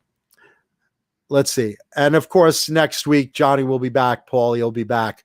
We'll be back to full mighty capacity. Mighty capacity. Of course, there's Blue Rhino. He's always having a good time. He's a happy little fellow. Happy Rhino. I like the girls in the chat. Yeah, they're great. We have some great audience. Let's see. Jeff Teep brings up an interesting point. Almost all cartoon guitar players are lefty. Even the Muppets had lefty guitarists. Is there some reason for that? Probably, I would guess just the puppeteer probably using his right hand more for mouth activities. That would be my guess. If I had to guess. Let's see. I've done voiceovers. I've not done puppeteering. Mickey Settlemeyer says Billy Gibbons has a hot sauce line.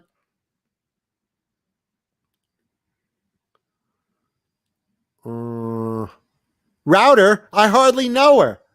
I know. I know. I'm scrolling through the chat from a few minutes ago. Bear with me. Susie Cherry says rock stars of yesterday had it better than those of today, I think. Yeah, I have to say the 80s was not a era that will ever be repeated, but it was the best of times, boys and girls. had the best music, best bands, etc., etc. Let's see.